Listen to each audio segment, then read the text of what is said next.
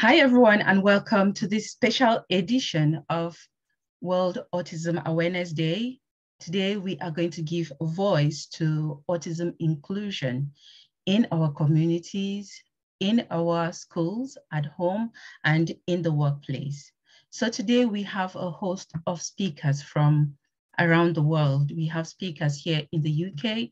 We have some from Cameroon, some coming from the UK, and also we have others coming from the US and also Ghana. So I am Clarice Angafor, or you call me A. Simbeng, and I am your host today. I'm going to pass you on to my co-host to introduce herself. Thank you. Hello, everyone. I'm very glad to be here. Sorry, I have a little bit of a trouble with my voice, but I hope you can all hear me. My name is Beata, and I'm working, recently opened my own business supporting disabled individuals as part of Health to Police Club. And I'm very glad to be here and raise awareness and acceptance of autism. I recently read a children's book with my son, and this was called The Different Penguin. And I think it perfectly summarizes how we can move from autism awareness to autism acceptance. In the story, a penguin had a very large wings, and because of this, he was excluded from the community. No one wanted to be around him. Individuals on the autism spectrum often don't look much different on the outside, but their behavior is often quite distinctly different from the majority. And because of this, they often face exclusion as they are not seen as one of us.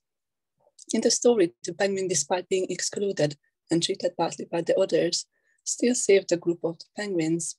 And then, and only then, the others realized how badly they treated him. And then they noticed that we all have something different about themselves. So for us today, it is important to acknowledge and accept our small and big differences, as it is for many people with disabilities and having a diagnosis of autism spectrum disorder. We have differences, all of us. And many of our special speakers today will help us to understand what it means to live with autism spectrum disorder and how they could be better included in the home, in the schools, and in healthcare settings and in the community. Our lovely first speaker, Luke Seidel, will start off the event with a very important aspect of inclusion, and that is in the workplace. So I hand it over to you, Luke.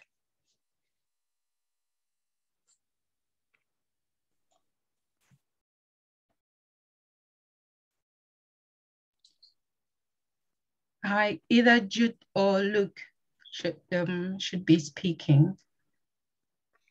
Sorry, Jude. I've done a classic. I just realised I didn't have my speaker thing on, so you can hear me now. Great. Okay, so for me, I've had different experiences in the workplace, and sometimes it's a lack of patience from others and a naivety on the side of things from them, sort of thing. Also some have not necessarily been engaging and willing to take on the sort of the quirks and the uniqueness that myself has and say other individuals on the spectrum have. But then there have been some people that, have kind of given me time, shown respect, and ultimately, whether that's in the workplace or wherever, you want to be given respect. And if I get respect, then obviously I give it back. Yeah, but I've got a really good current boss, and that's really useful to me. He gives me time and he just lets me do my work and doesn't sort of get on my back and chase me too much like some bosses say would. He actually has got to know me for the person I am and appreciates the work I do, and he actually is grateful for that. And I haven't always had that in some jobs. I would also say just quickly that with job interviews that I've had, that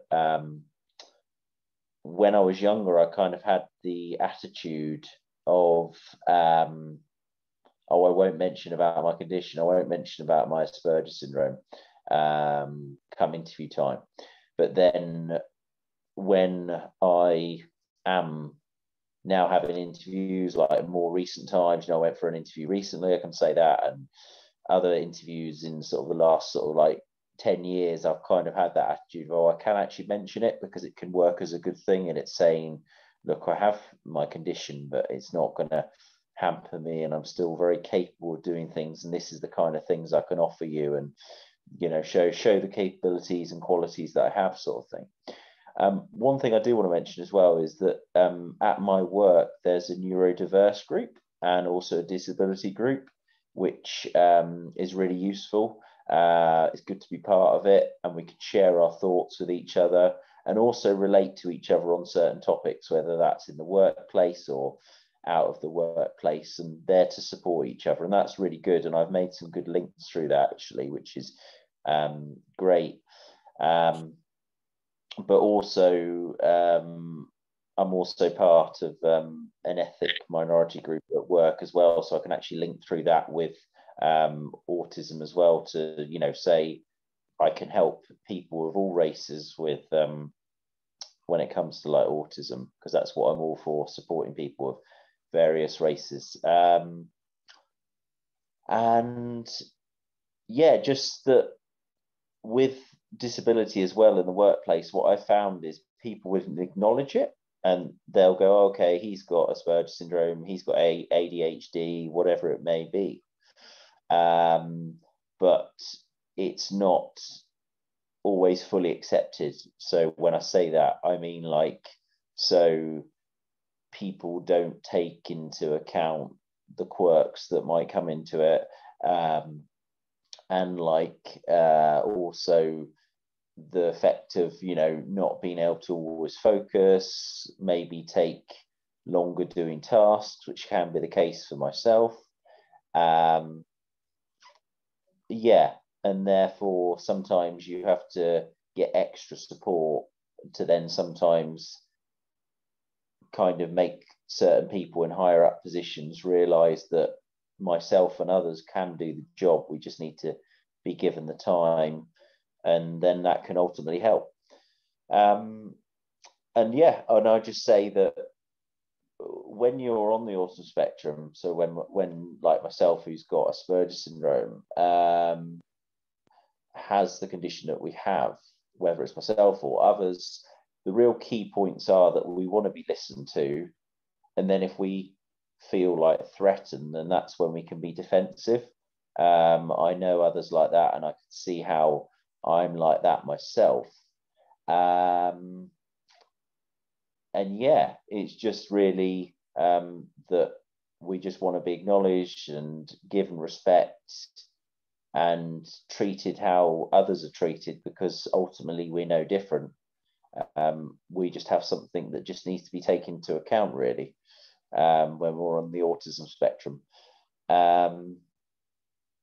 Yeah, and realizing that, you know, we may not react in a certain way like others might, because we've got something on our mind, and because we've got something on our mind, that is why we have reacted in a certain way, whether that's in the workplace or out of the workplace.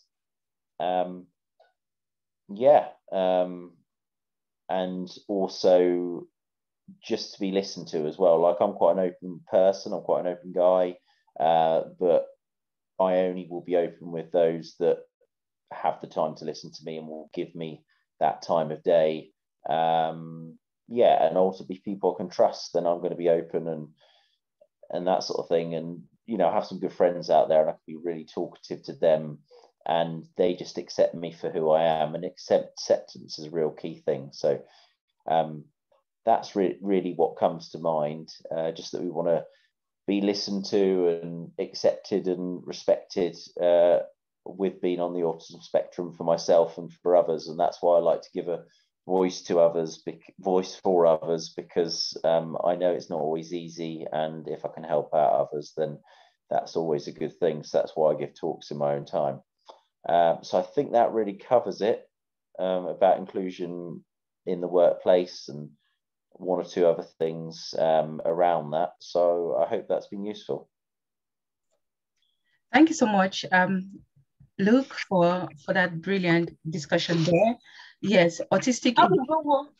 Autistic individuals and those with Asperger, all they need to be acknowledged and given respect and also accepted, and in addition to be included and listened to in whatever thing they say or wherever they are in our communities.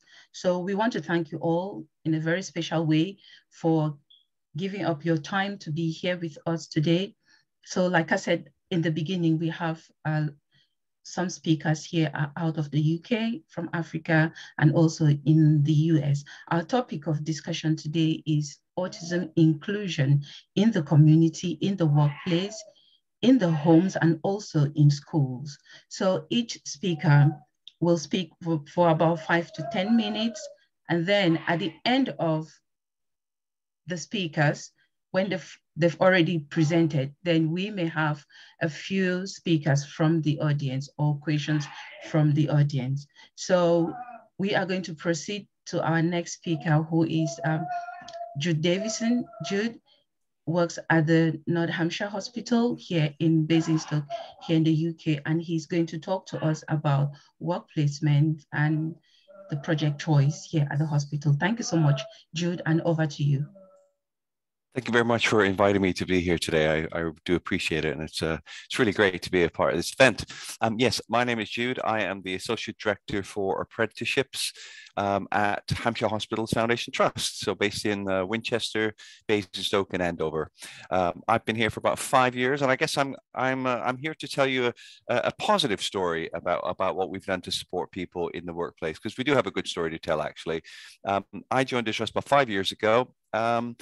And due to a previous experience at a previous NHS employer, where I had a negative experience trying to help people with autism in the workplace, we came across an internship program called Project Choice that was funded through Health Education England.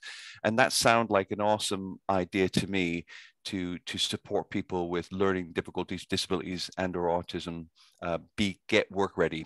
So we engaged with that program in 2018. It allowed for, I think we had 14 was our first cohort of young people between the age of 18 and 24 that have an education healthcare plan to be eligible. And it allowed them to come into our workplace and do extensive work experience programs for over the course of a year. So basically, we gave them up to 3 placements, and we tried to match the job placements with their needs and with their desires as to what they wanted to do. They spent a day a week at college doing employability skills as well as functional skills. So that's maths and English. And the other 4 days of the week they've spent in the workplace learning what it meant to be to work with the NHS. And it was a resounding success, absolutely fantastic in our first year. The managers were more on board than I expected. I wasn't sure what to expect, if I'm being honest. And it is difficult when you're managing, when you're part of a large organization. I think, Luke, like you've mentioned about getting people on board, we did have a lot of buy-in and support from our very senior executive team. So that's great. You do need buy-in from the top. And then, of course, by the time you hit the shop floor, the managers that are working right there at the coalface, then you need their buy-in as well. And so we managed really successfully to get all of the people into work placements, and they had a great time. We made I had a team of people, which is the really want to point out that is quite a necessary component, I feel, to programs like this, is having a support mechanism in place to be able to help the people with autism and disabilities, but also help the managers understand and bring that together. So without that, I think it's really difficult. And that was where my previous experience with my previous NHS employer kind of fell down. So I felt quite assured that we had a team of people that could manage this, and we did. At the end of that first year, at least half of the people got jobs at the trust, which was absolutely life-changing and astounding, actually. And when I started off, if I'm being absolutely honest, I was obviously had a remit I needed to complete. But when I saw the changes in people's lives as they moved from being an intern into an actual getting a job at the trust at the NHS, and how that changed their lives and their families' lives, it was really, really heartwarming to see and life-changing, I think. So From there, we decided, so we also, just to let you know, my business that I mostly run are all of our apprenticeship programs. And also in 2018, we became a training provider to provide in-house training on apprenticeships for lots of our staff, healthcare support workers, business administrators, managers, that sort of thing. So I wondered why we couldn't offer an apprenticeship program to our graduates from our Project Choice team. And we initially looked around to see which training providers were available. And we approached a company called MENCAP. I'm sure a lot of you on the call today will be familiar with the fantastic work that MENCAP do here in the UK. But sadly, we were too far outside of their geographic reach. I think they were based in London to be able to help us. So that kind of left me with what we're going to do. So the fact that we were already a training provider, I thought, well, actually, why couldn't we learn how to do this? Why couldn't we be the training provider to support people with learning disabilities? But recognizing also that that would bring along with it special attention to detail that maybe we didn't understand, that we didn't know how to do. So I managed to get a grant from Health Education England, and we were able to pilot a program where they gave me some funding, and I was able to hire a lead for the program. And we kicked off in 2020 and started an apprenticeship program for people with additional needs. I think we're the only NHS trust in the UK to offer such a program. We had 4 people. It was fantastic. 4 of our grads went on to that program. Not huge numbers, but four significant numbers nonetheless. And they started their apprenticeship in 2020. Yes, right in the middle of the pandemic, we managed to get it going. And I'm happy to say that 3 out of the 4 have graduated now with distinctions. They have now, 2 of them completed in December, 1 just this month, and 1 is due to complete the EPA in April. So we're almost finished our first cohort. Been another resounding success. We've had lots of national attention on our program across the UK for best practice and innovation, that sort of thing. And it's been great to be able to share at events like this, but with Health Education England and Improvement, and through the ADCN and various other forums where we've been asked to speak and share our practice.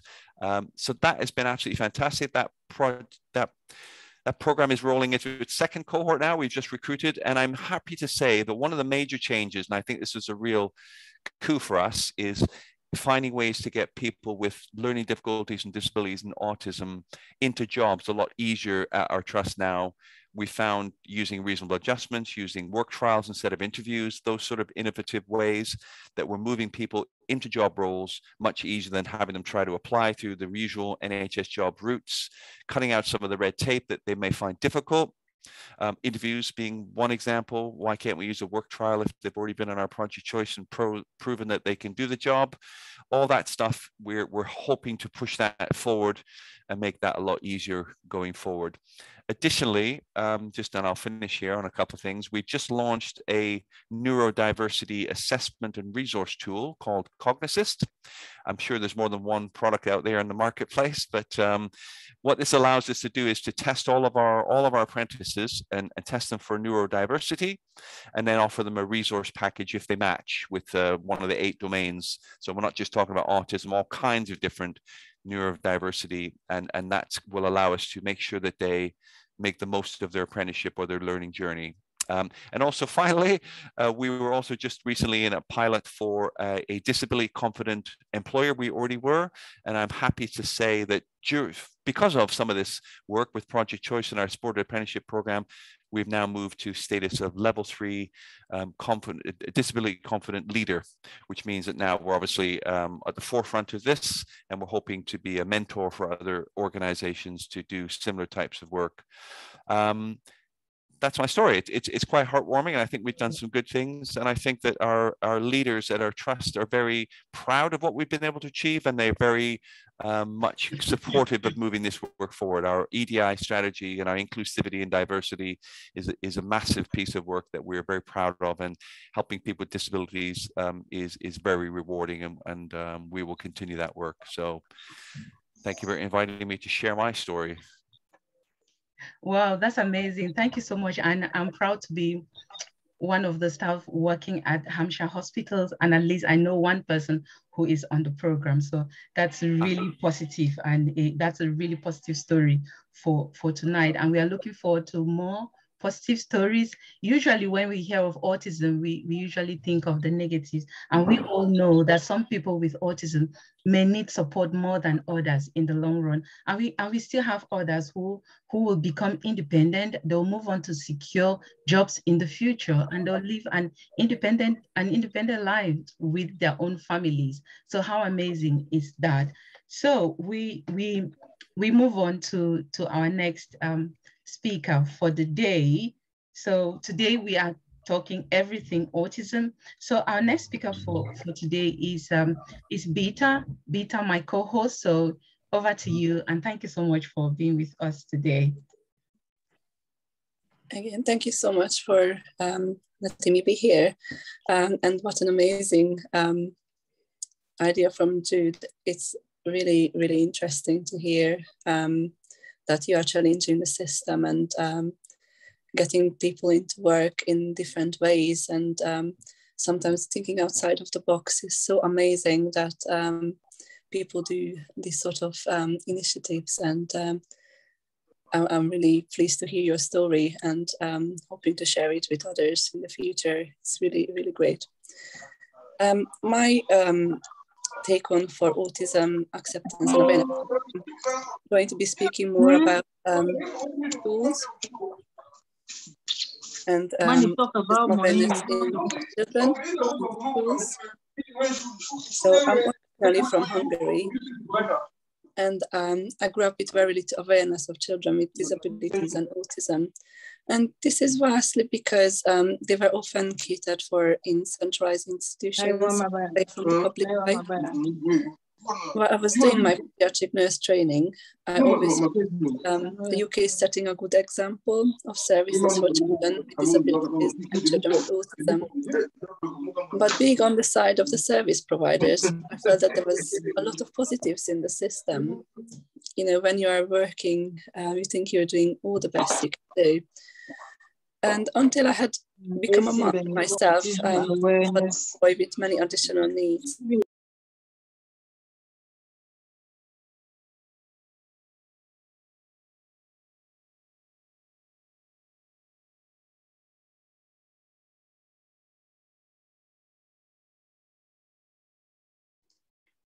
Beta, you're mute. Oh gosh. Oh, sorry. Did you not hear any of what I've just said? Oh, I'm really sorry, guys. No, just go on. Yeah. So what I was saying, I didn't realize I was on mute. I said for Jude, it was such an amazing initiative, what we just heard. It's really great that they're challenging the system and getting people into work. It's amazing to hear that there is initiatives like theirs and changing the system, that you don't need interviews, and finding different ways around to get people with autism into work. My topic would be more towards the little ones in schools, how we can improve inclusion and acceptance in the schools. So I'm originally from Hungary, and when I grew up, I had very little awareness of children with disabilities and autism. And because of this, they were often catered in centralized institutions and away from the public eye. So while I was doing my pediatric nurse training, I always felt that the UK is doing a very good example of services for children with disabilities and autism. And this is partly because being on the service provider side, I felt that there was a lot of positives in the system. And when I became a parent of a little boy with many additional needs, including autism, my opinion of the system has significantly changed. And that is because once you are on the receiving end, you can see the struggles and the challenges people face a lot closer. And whereas when you are doing the service itself, you don't always see that side, and you don't understand how it is from being on the other side and receiving these services. And I would say there's still a lot of improvement that can be done to improve the inclusion of autistic children and disabled children in school settings. And a recent study in the UK estimates that there are 1 in 57 children have a diagnosis of ASD. And despite of this, very little is known about this condition. And I'm hoping that today's event will help to raise more awareness and acceptance and improve inclusions in the school settings as well. According to the Department of Education in 2019, about 14% of pupils have special educational needs in the UK. So that's quite a large number, which is about 300,000 pupils that have educational healthcare plans, and about 1 million students who need SEN support. And out of these, the autistic children, about nearly 200,000 in total, which is quite significant, I would say. So drawing from my personal and professional experience as a pediatric nurse, where I was working in special school settings, I would just like to highlight some of the difficulties that many of the families face. The law has changed following campaigns by the Autistic Society, and now all teachers in the UK need to receive a training in autism, which I think is a really great improvement. And it will help to recognize as support for in schools. And autism often starts presenting in nursery and early years setting. And training and education is very important in these settings as well. I'm not sure if you're able to mute your videos, if that's okay. Please, if you're joining in, can you mute yourself, please?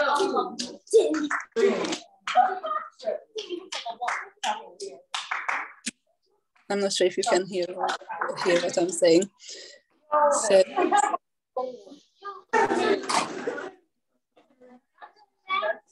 would it be possible to mute yourself so others can hear it?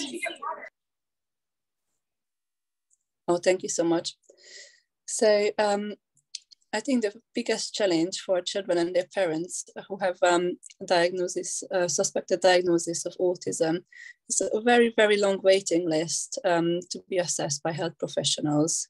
And for us personally, it took us about 2 years. And I wouldn't think that this has changed significantly. And with COVID, I still read on lots of places that this is still a very big problem. And I think there's a lot of missed opportunities for improving inclusion and better education experience for autistic children. And if the waiting times could be reduced further, it would be a great improvement. And with early interventions in schools, and this will, I would say, if there's a more sort of streamlined support until the official diagnosis is confirmed, that would be a great support for many of the families. And on the next stage where families face challenges is once they actually get the diagnosis, and many of the children are on SEN support, but until they have the educational healthcare plan, there's a big gap until they get supported. And this is also another very time-consuming process here in the UK, which can take up to, again, another year or so. And families need to have a lot of input from other professionals and doing lots of advocacy, and you are going through a myriad of professionals. And so I would say it can take up to a year or so for get this in. And sometimes you have to get legal advice and support from other organizations. And the things I came across that is helpful is IPCA and SENDIAS, that can be a great support for families to navigate through the UK system. I'm sure speakers from other sides of the world have their own experiences and the networks that support them in different places. But here in the UK, these are the ones that I would definitely recommend for families. And ones where others we still struggle is if you have an educational healthcare plan, and if you move to different areas, if you compare it to healthy children, when I moved with my son to a different area, he was off from school for about 4 months. If he was healthy, he would be in school the next week. And I think it's really much important to advocate that it is not acceptable for children with autism or with any disabilities to be off school for such a long time. And what really could help if they put things in place from day one, that these children get support and education, even if they are not in school. And it took them 2 months to act on this for many number of telephone calls. And once we get the support, I think it was great, but it should be from day one. And I think that's for services to be aware of. And the final stages where there's lots of challenges for children with autism is when they transition and exam periods. So I have been reading lots of posts on Facebook and in different groups that this is a very common problem as well here in the UK. And so one thing I came across is there is different arrangements that pupils can apply for, and it is called access arrangements and reasonable adjustments and special consideration during the exam period. So it's very important that they get the right support during this very stressful time for them. And I have mostly discussed how the system needs improving, but on the closing note, the system depends on many individuals and teachers, head teachers, SENCOs, and also the students. So everyone as an individual can contribute in small ways to better acceptance of others with any kind of differences. So, and I think what is important to stress, if you know an individual with autism spectrum disorder, you just know one individual and not expect them to be just like the description of a medical condition. And you need to get to know that individual and to embrace their individual differences. Thank you for listening to this part. Thank you so much, Peter. I would like to introduce our next speaker, and Sarah Quiner. She will be speaking also about inclusion in homes and schools, and she's a lovely speaker from Ghana. Over to you, Sarah. Hello, everyone. Can you hear me? Yes, we can hear you, Mom. Go on. Okay. I'll continue with the schools since she just finished with schools. Here in Ghana, the situation is rather different. Although Ghana signs off to a lot of UN charters and whatever, we have an inclusive education policy on the ground in Ghana. But unfortunately, there hasn't been planning to train teachers before we get up and say, oh, we're going to do inclusive education. So what we're finding is, number one, even getting children with autism or related disabilities into the regular schools is difficult already. Teachers are trained, but most people don't have a clue about what autism is. So now you say you're sending children to special schools. And it's very difficult because many people are not taking their children to the government schools because they believe that even though the teachers, they have the trained teachers, quote unquote, they really don't have a clue. Very few, they claim they do, but they don't. And so it behooves whoever is doing any training in Ghana, like our center and other centers that are springing up. It is the private schools or private centers that are now taking up the training of teachers.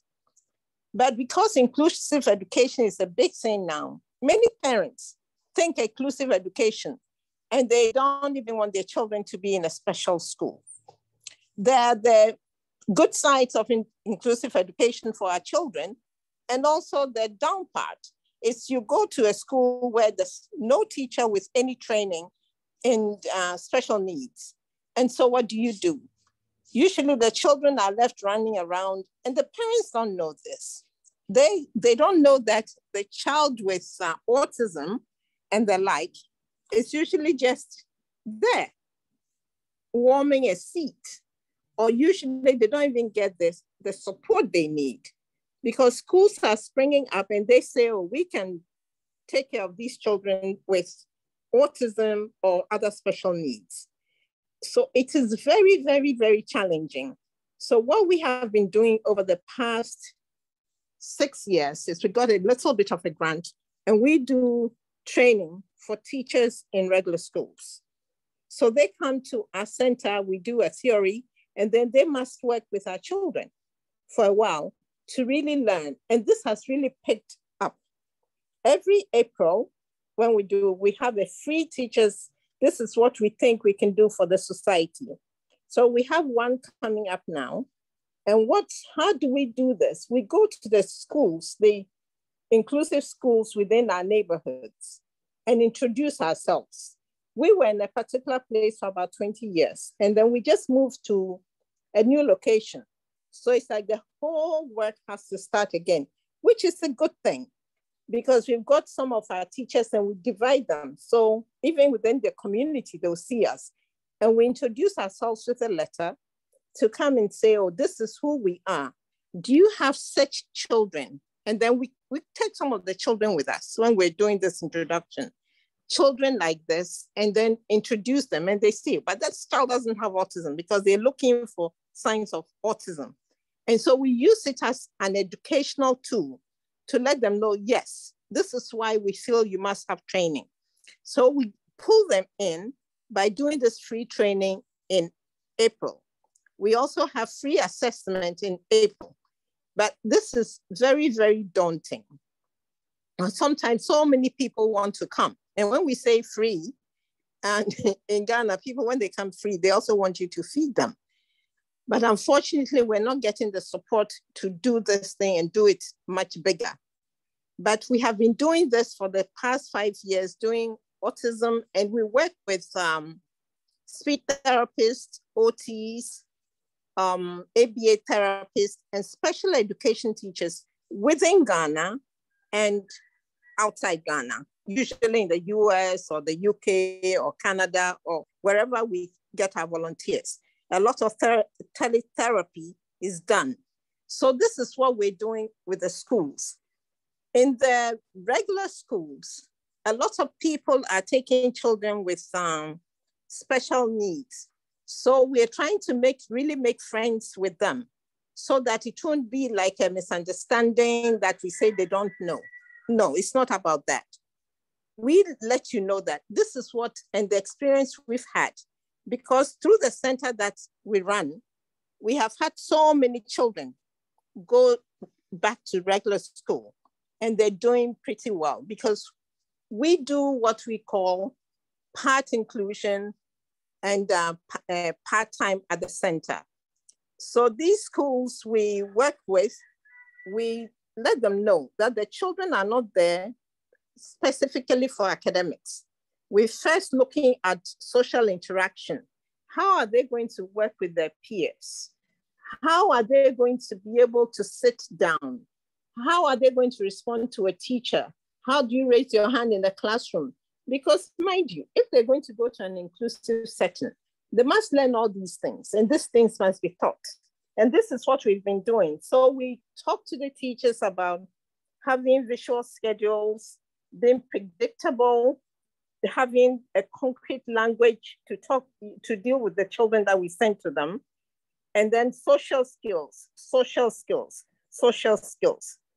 And it's important we tell them that our children need more individualized attention. So the people we train, we go back there and do like a practicum to see how they are working with the children. And thankfully, they haven't charged us anything over the years. And we're hoping that the new places that we have found will also say, oh, let the children come. And then the parents. The parents are number one, is key.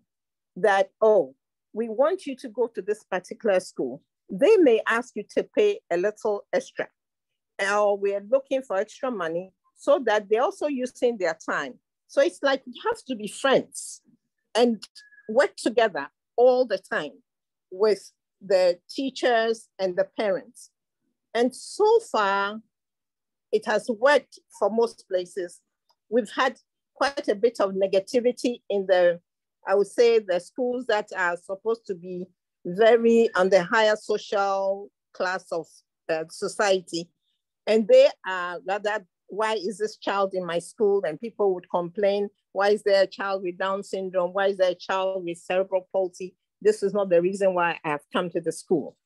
But thankfully, a lot of parents, and we talk to the parent-teacher associations, and we explain to them who we are.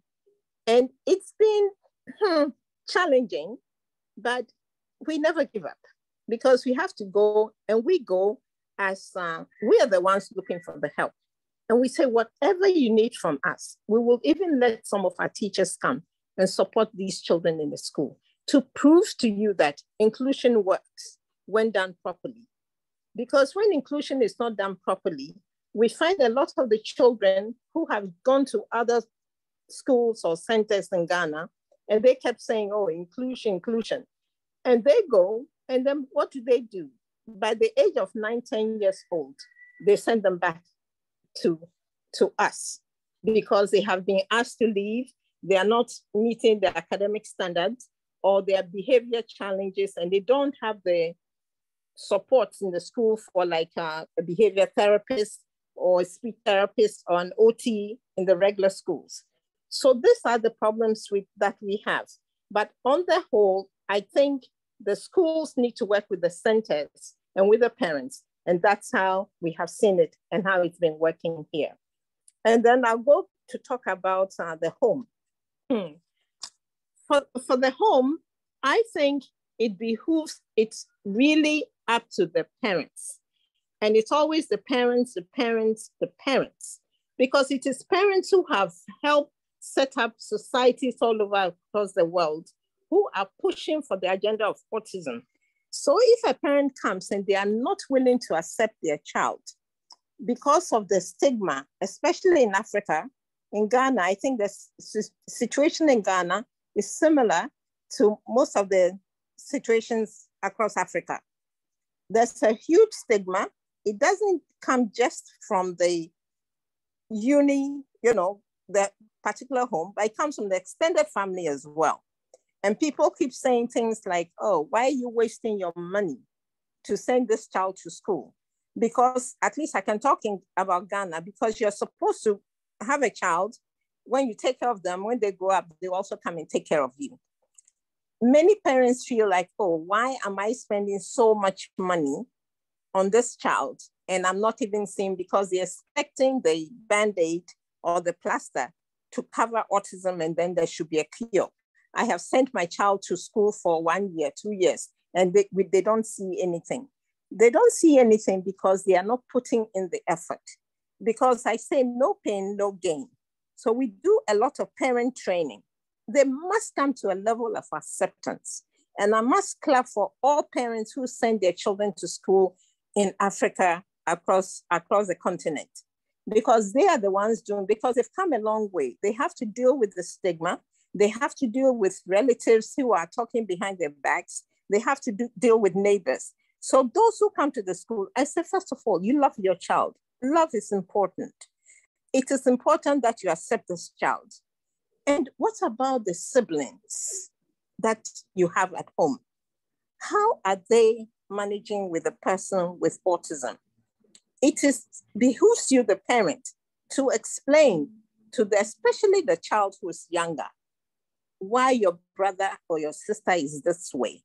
And we are family, and explain to them how important family is. You have to really get the family together. There should be a cohesiveness, because if you don't do that, this is where we come in. We do a lot of sibling training. We do this twice a year. We take them to a fun place with their siblings with autism, the ones without autism, and get them all together and do like a workshop, talk about autism and other disabilities, and also just have fun. And just see that, oh, when you're at home and you're ignoring your brother or your sister, it's really not a good thing. Because when you come, this is what he does at school. This is where he can go to a park and have a jolly good time. So we really encourage them. And we've been doing this for quite a while. And it's been amazing that they go home and sometimes you see some of them crying, oh, and I mistreated my brother and I did this. I said, it's not your fault. It's because you don't understand. So we really help them and with treats and stuff for the siblings because they are really hurting. It's important to include everybody because sometimes some siblings feel, I have a son who is 40 years old. He will be 40 in a few months. And his sister said to me one day, it pained me. It really broke my heart that, oh, you love my brother more than you love me. Then you have to explain to them that he has special needs. This is why you are equally important. I love you the same, but I need to do a lot more for him. And this is where you get your child to be involved with what you're doing. You're going to an IP meeting oh, you come and you explain, oh, this is what they said about Kofi. This is what they said we should do. This is, we're going on walks. And you encourage this, but you don't make the sibling, especially the siblings who are older, you don't make them in charge of your child. That's not their child. But in a lot of homes, I'm finding that older siblings tend to bear the brunt of taking care of their younger sibling with autism, or even caregivers. A lot of parents are leaving the caregivers to be in charge. They did not have this child. So parent training is very, very, very important. And I must say that you must encourage interaction with your neighbors around as well. You must let everybody know within your vicinity that you have a child with a disability so that you can get them involved. Let them know your number. Let them know in case some of them take flight, they run away from home. So if they don't know you and you're hiding this person, how will somebody help you? It's important to know the hospitals around you, wherever you are. But I must also say that we work with people outside Accra because we are in the city. What about the people in the villages? So we go and the same thing we do. We gather everybody together. And especially with COVID, we went to a lot of homes talking to them about how to work with their children.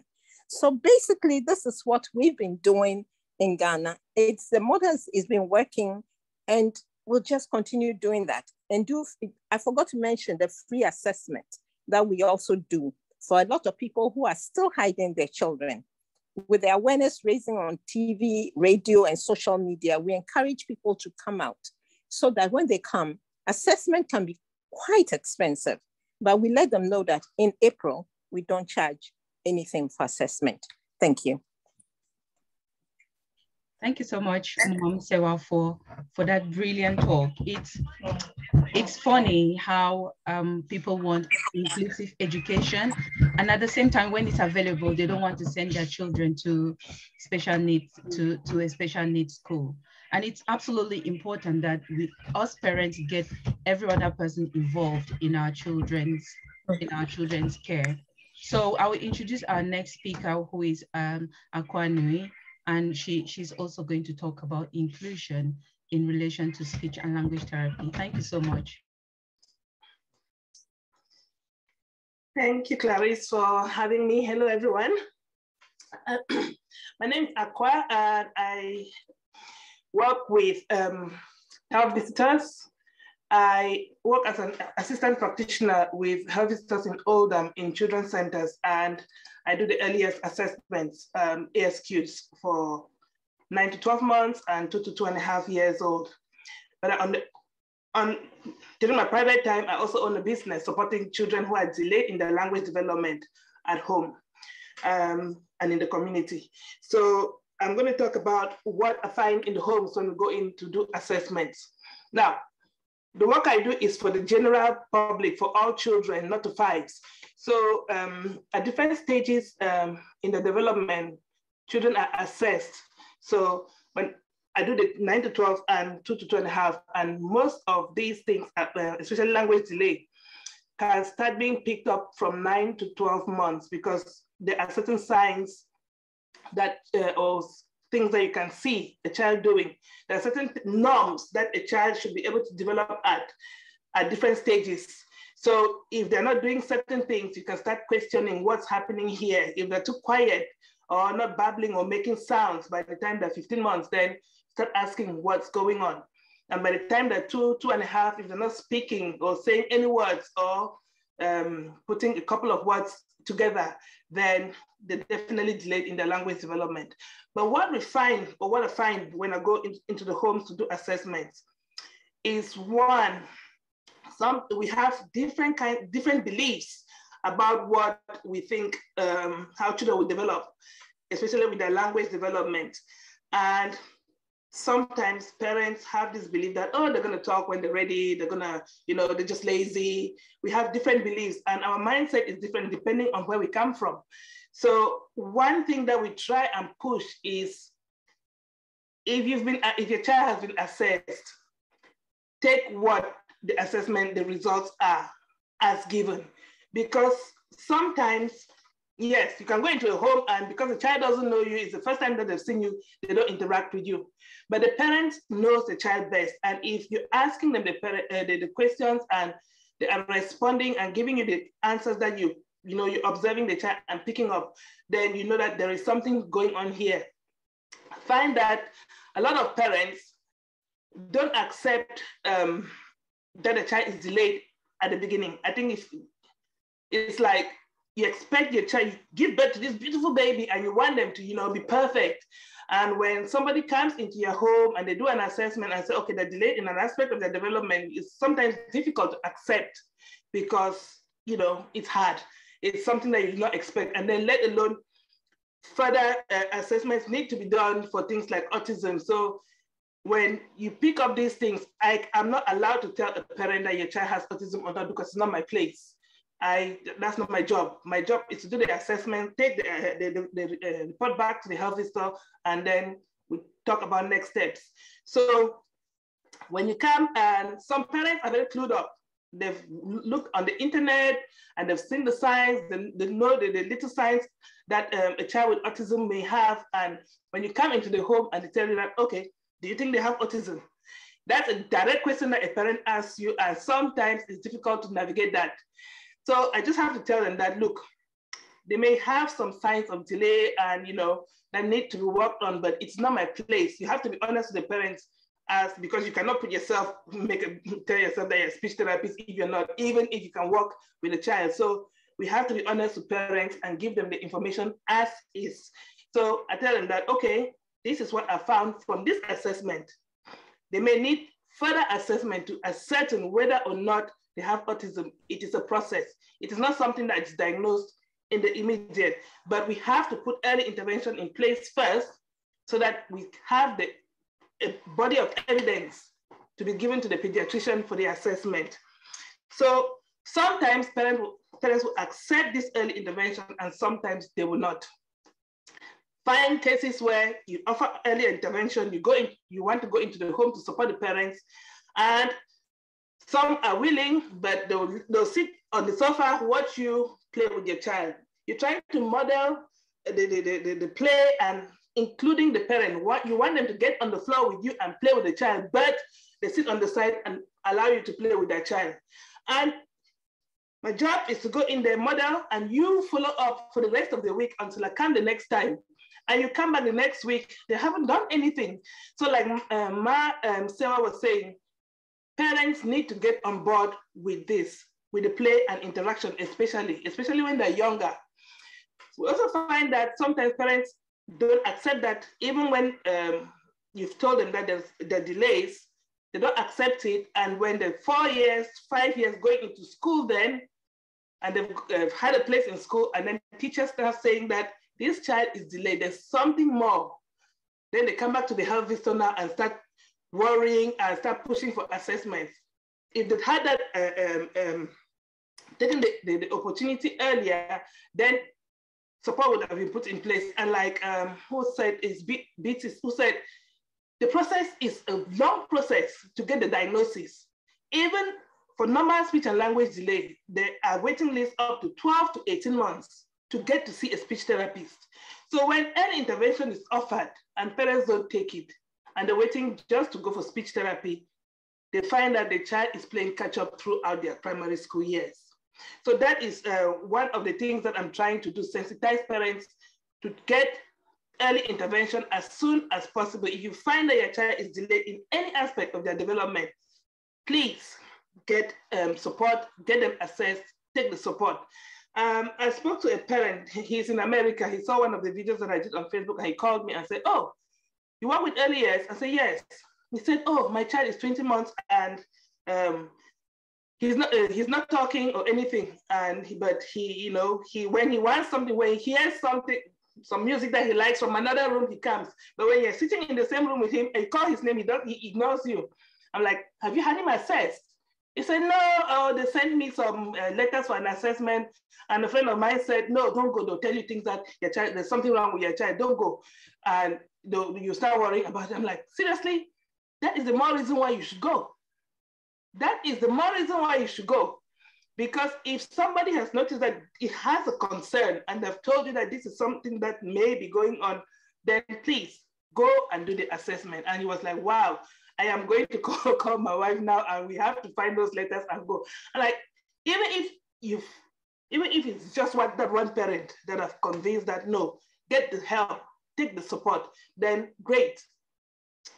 I find that in the home as well, like Mama was saying, some of us, especially in our community, is the older siblings that look after the little ones. The parents are not engaged in the play and interaction with their child. And sometimes they see the child as naughty, so to speak, in quotes. And they shout at the child and they, say all sorts of things. And, it's as if the child is purposefully not trying to communicate or purposefully jumping up and down and having all these behaviors that the parents find embarrassing for some. And you have to educate the parents to say that, look, this child doesn't, especially 2 years or 3 years, they don't have the capacity to think that I'm going to annoy you now. Developmentally, they don't have that capacity. But if as parents, we do not even know the norms or what to expect when a child is so quote unquote normal, or what the developmental milestones that a child should be at different ages, then we will not know whether they are doing what they should be doing or not. So we need to educate ourselves. Saying that, I had 2 children who had speech delay. And then I didn't know any different. I didn't know what to expect or anything like that. So the first one eventually just spoke, because I was just inadvertently playing with her, not knowing that I was doing the right thing. But for the second child that I had who had a speech problem, a health visitor actually advised me and referred to speech therapy. So that's how I got into this aspect of development. So I encourage every parent to get help as soon as possible. And I try and sensitize as many people as possible, especially in our community. The second thing is that I want to talk about is autism in the community. Sometimes people, because of the lack of awareness, can be very discriminatory or look at people, children with autism with, like, what's wrong with them. I first came in contact with a child with autism in the community at church because I'm a Sunday school teacher. And so this child came to church and, you know the behaviors. He was, when there's too much stimulation, he will shout and you scream and you jump about. And I didn't really know how to deal with him. So I had to start researching now, what can we do to support this child in the church? What can we put in place? What can the parent do? And things like that. So in the community, we have also to be accepting of the fact that children may be different from ours. And if we look at a child who has autism or speech delay, or you look at a child and say, oh, why are they not talking? We should not have that attitude of what's wrong with them. They're all God's children. They're all made in God's image. They may have a difficulty or a challenge, but it doesn't make them any, lower in, in their value than any other child. So we need to be more accepting in the community, or if we are in church or in community groups, and a child has a disability or the autistic or they have autism or they're delayed in the language or any aspect of their development, really, we have to learn to be inclusive. We have to learn to be more accepting and to find out why. If we see something and we don't know what it is, we have a duty to ask what's going on here, just to educate ourselves and as well as to be able to be supportive to the parents as well as the children. If we don't know what the issue is, let us at least speak to the parents. Let us not be shy to think that it will be offensive. Sometimes the more offensive thing is not to ask the question and just to judge from the side. So let us learn to ask questions, open up, and as well, tell people about what's going on in our families, because another aspect is parents try to hide these things, or they'll not take their child to any social gatherings or keep the child at home, you know. So let us not hide our children, and let us as well be ask for support when needed, especially in the community. So I think that is what that's where I'm going to end. All right, thank you.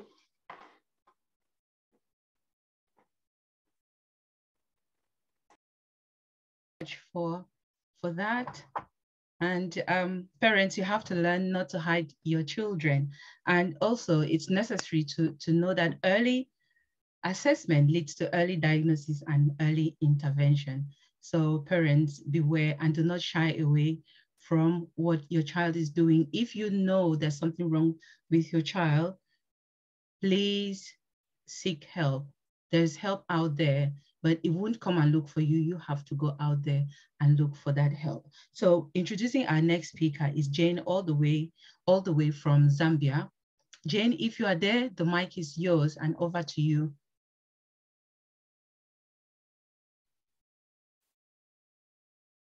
Are you there, Jane?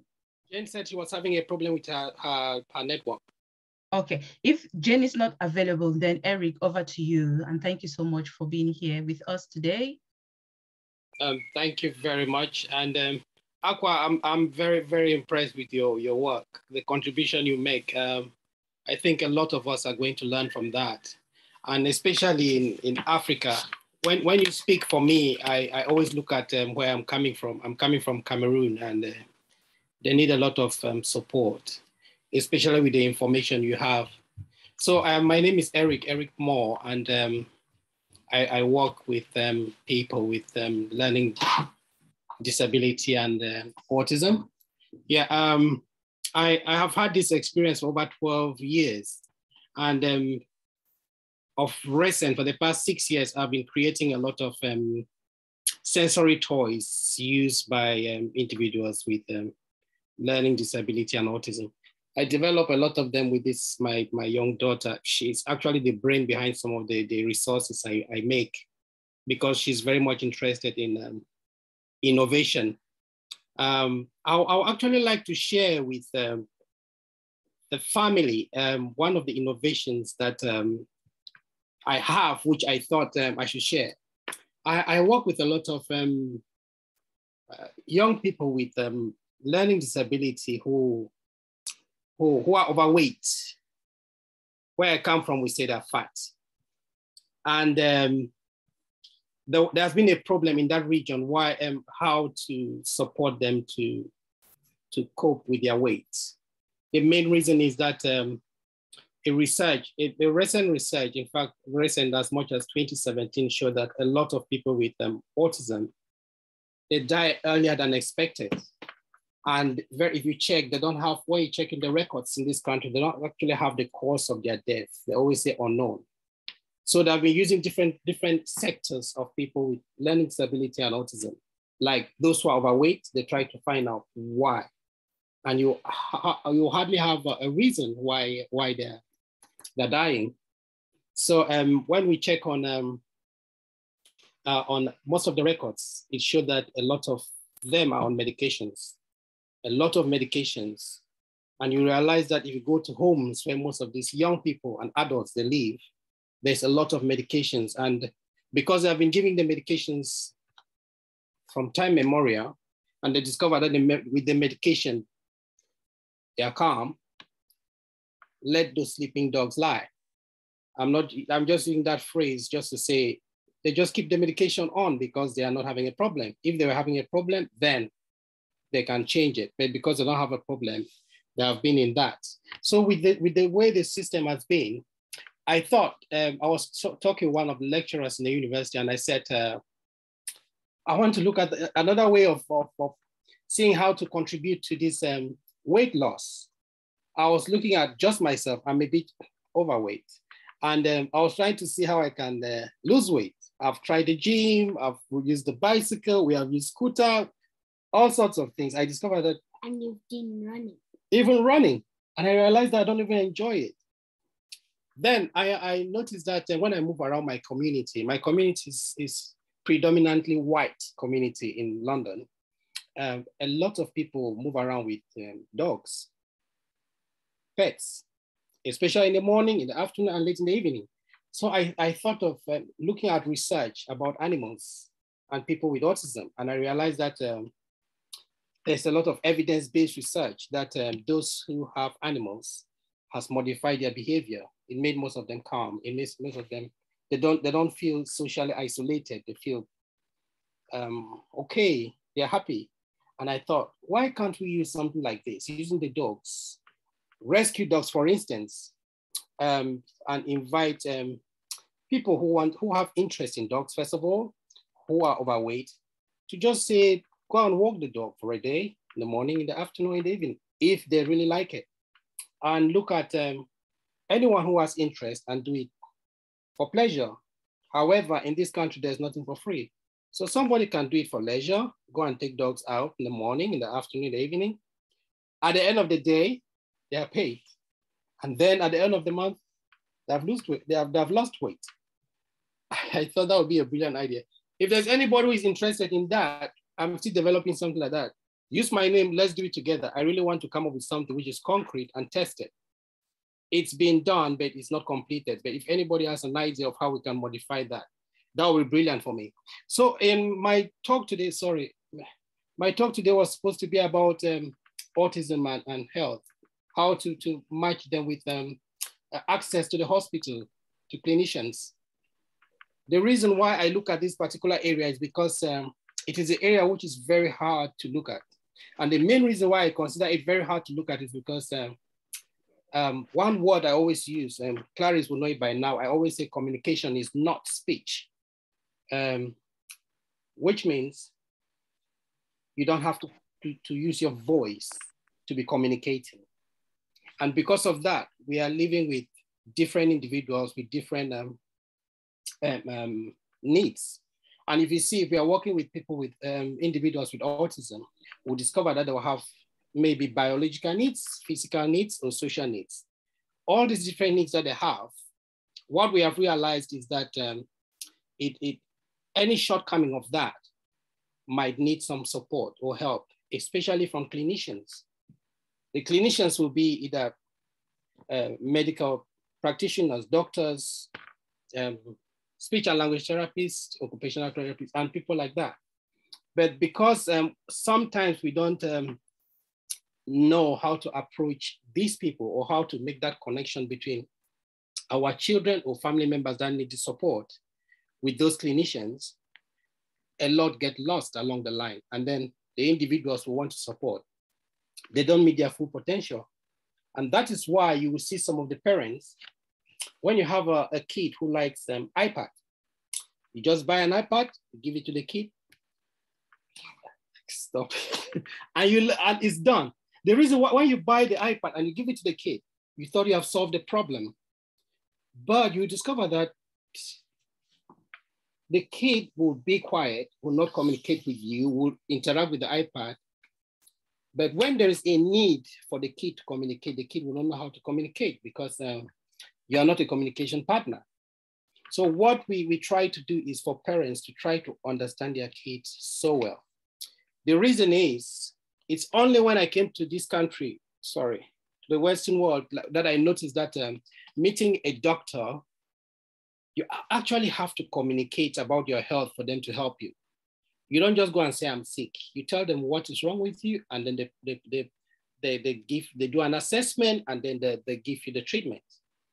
Now, if you go to the hospital with your son or daughter, and then you just say they are sick, they will not know how to help you. If that kid is always with the iPad or something else, you will not be able to identify the soft clues of how the child is. And that is why it is very important to spend a lot of time either with your child, your friend, your family member, so that you get to know those clues of how they can tell you if they have toothache. Because I've noticed a lot of some of the girls, you see a girl just having even tummy ache, but she'll be punching her head. And if you don't know that, if you have not been observant enough, you will not know that punching her head, she's crying of tummy ache. But getting those clues, it will be very easy for the doctor to help. And for this reason, I was just trying to ask the parents, like Madame Sewa was saying, try to know your kid, try to know the child. The reason is I discovered that the doctors can only help from what you tell them. If you don't give the right information, they will not give the right treatment. And that's why so many of us will sue them and then will not get through with it, because they just give you what you give them. They were just responding to what you said. So around the area where I work, there is something called a purple folder provided by the council, which that purple folder will be a small thing like a passport, where you just give how the child communicates. If the child doesn't like loud noise, if the child always like to carry his or her teddy bear, I supported a child to an operation theater with a dog, because the child feels more comfortable with the dog than even human beings. But the dog to be in the theater, the child was able to go through an operation. So that is how crucial it is for you to know what the child wants and how best to support the child. I will just mention what we do in Africa. We know very well that some of our children are not very good at having hard tablets. And you go to the doctor and they say, give paracetamol. And then you just go and take paracetamol and you force it in the child's mouth, because the child can't verbalize. And because you know the child has to take it, so you close the nose and open the mouth, and then it goes down. For a child with learning disability, I just want to point out that when we do that very often, we cause this child to develop a mental health condition, which is hard to identify or to determine, because they have they're already having needs that they are struggling to meet. So you see, when we are trying to do things in a way without actually involving the child to the best of our ability, we miss a lot of things that we have to do. So what I just want to say is, for instance, if you go to the hospital and they say, oh, your child needs quinine and it's tablets, one of the things you have to do as the voice of the child is to ask, my child doesn't really like solid things. Is there a liquid form? If they say no, you ask the doctor, what can we do? Because the child doesn't like solid things, he's going to throw up or something. Once you have that communication with the doctor might say, oh, you can crush it, it will work. Because on medications, we don't crush them. But the doctor can say you can crush it, it will work. If the doctor even tells you that, one of the things you have to be aware of is that the child you have is struggling with words, but is not blind. Don't just come and stand in front of the child and you are crushing the tablets and the child will not speak and the child will take it, because you are causing more harm than good, even when the child swallows it. The reason is because the child doesn't like solid things or things like that. Doesn't mean you come and tell the child that, although you don't like it, I'll crush it and give it to you. There's a way you can do it nicely. Just try to turn around and smash it and make it to be powder form, or the way the doctor says you should do it. So if you use some of these strategies, you realize that you will give the child or the family a better outcome. So as somebody who worked with learning disability nurses and doctors, I realized that there are lots of strategies we use to meet the needs of families, especially the children who have health conditions. The reason why I keep calling it health conditions is because I've been in gatherings where they are thinking that autism It's an illness. And I have to repeat it like a million times, that autism, are you smiling? That autism is not an illness, it's a condition. And with this condition, if you have any child with autism having a medication, just check with your doctor. They are not having that medication because of the autism. They are having it because of an illness that they have. That is what we call comorbidity.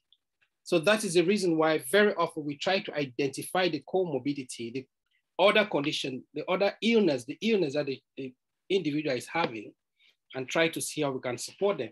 The only way to identify that illness is if you spend a lot of time with them, you talk with them, so much so that if you see your child is stamping the feet on the ground, so many parents will tell you that I know what's wrong. It's hungry.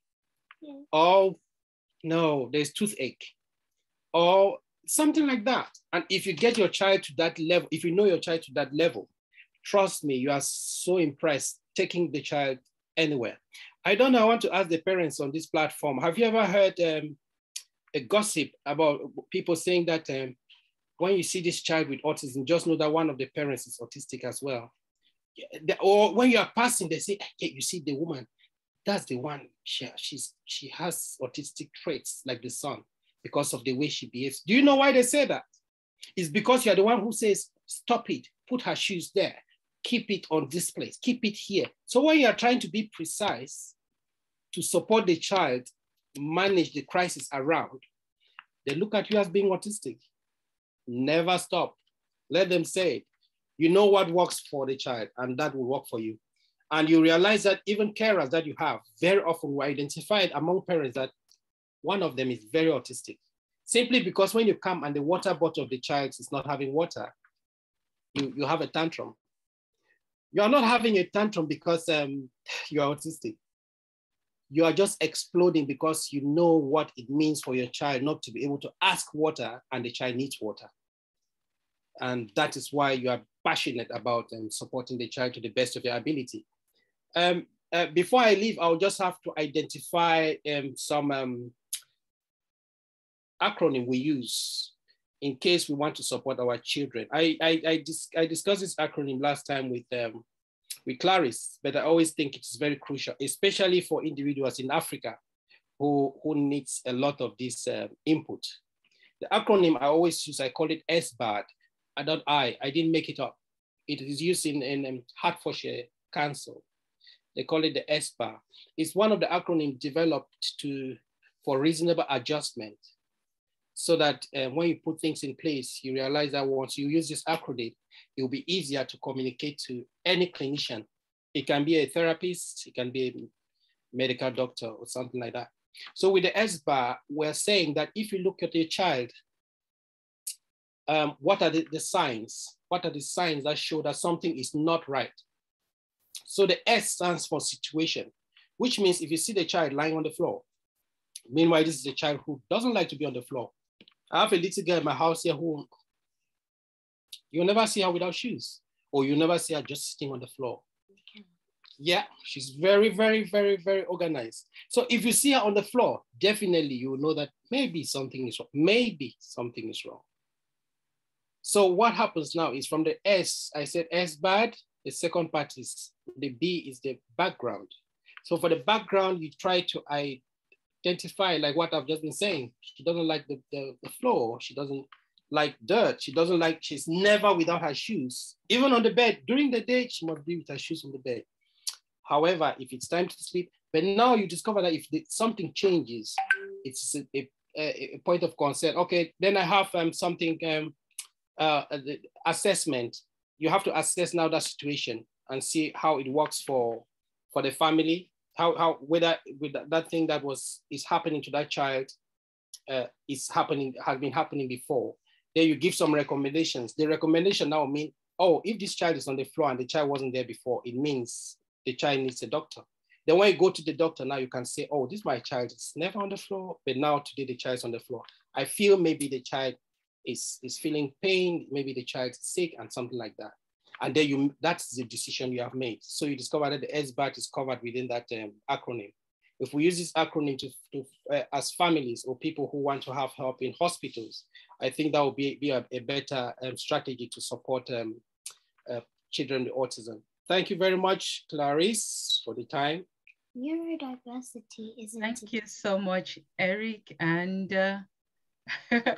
and our special guest. So it's what we've discussed there are really, really some great points which all of us parents really have to take on board. And one thing which I would like to add there as well, bear in mind that there are some tablets which are not to be crushed.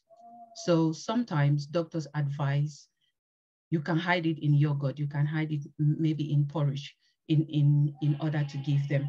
One of the things I actually picked up from your discussion as far as medications are concerned is parents, you should be aware of the side effects of long-term medication.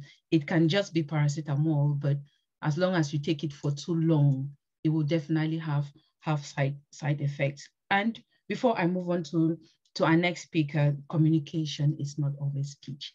As we are here today, I've actually been communicating with someone behind this door, and that's Prof. Lesra. So thank you so much, everyone, for joining in. And you are watching this special edition of World Autism Acceptance Day Virtual Community Outreach Summit. And today, our topic of discussion is autism inclusion in the community, in the homes, in the workplace, and also in schools. And we have one of my co-hosts will say a plethora of guest speakers from around the world. So introducing our next speaker, she's all the way from Atlanta, and it's our one and only Dr. Bernadette Kilo. Thank you, girl, and take it over.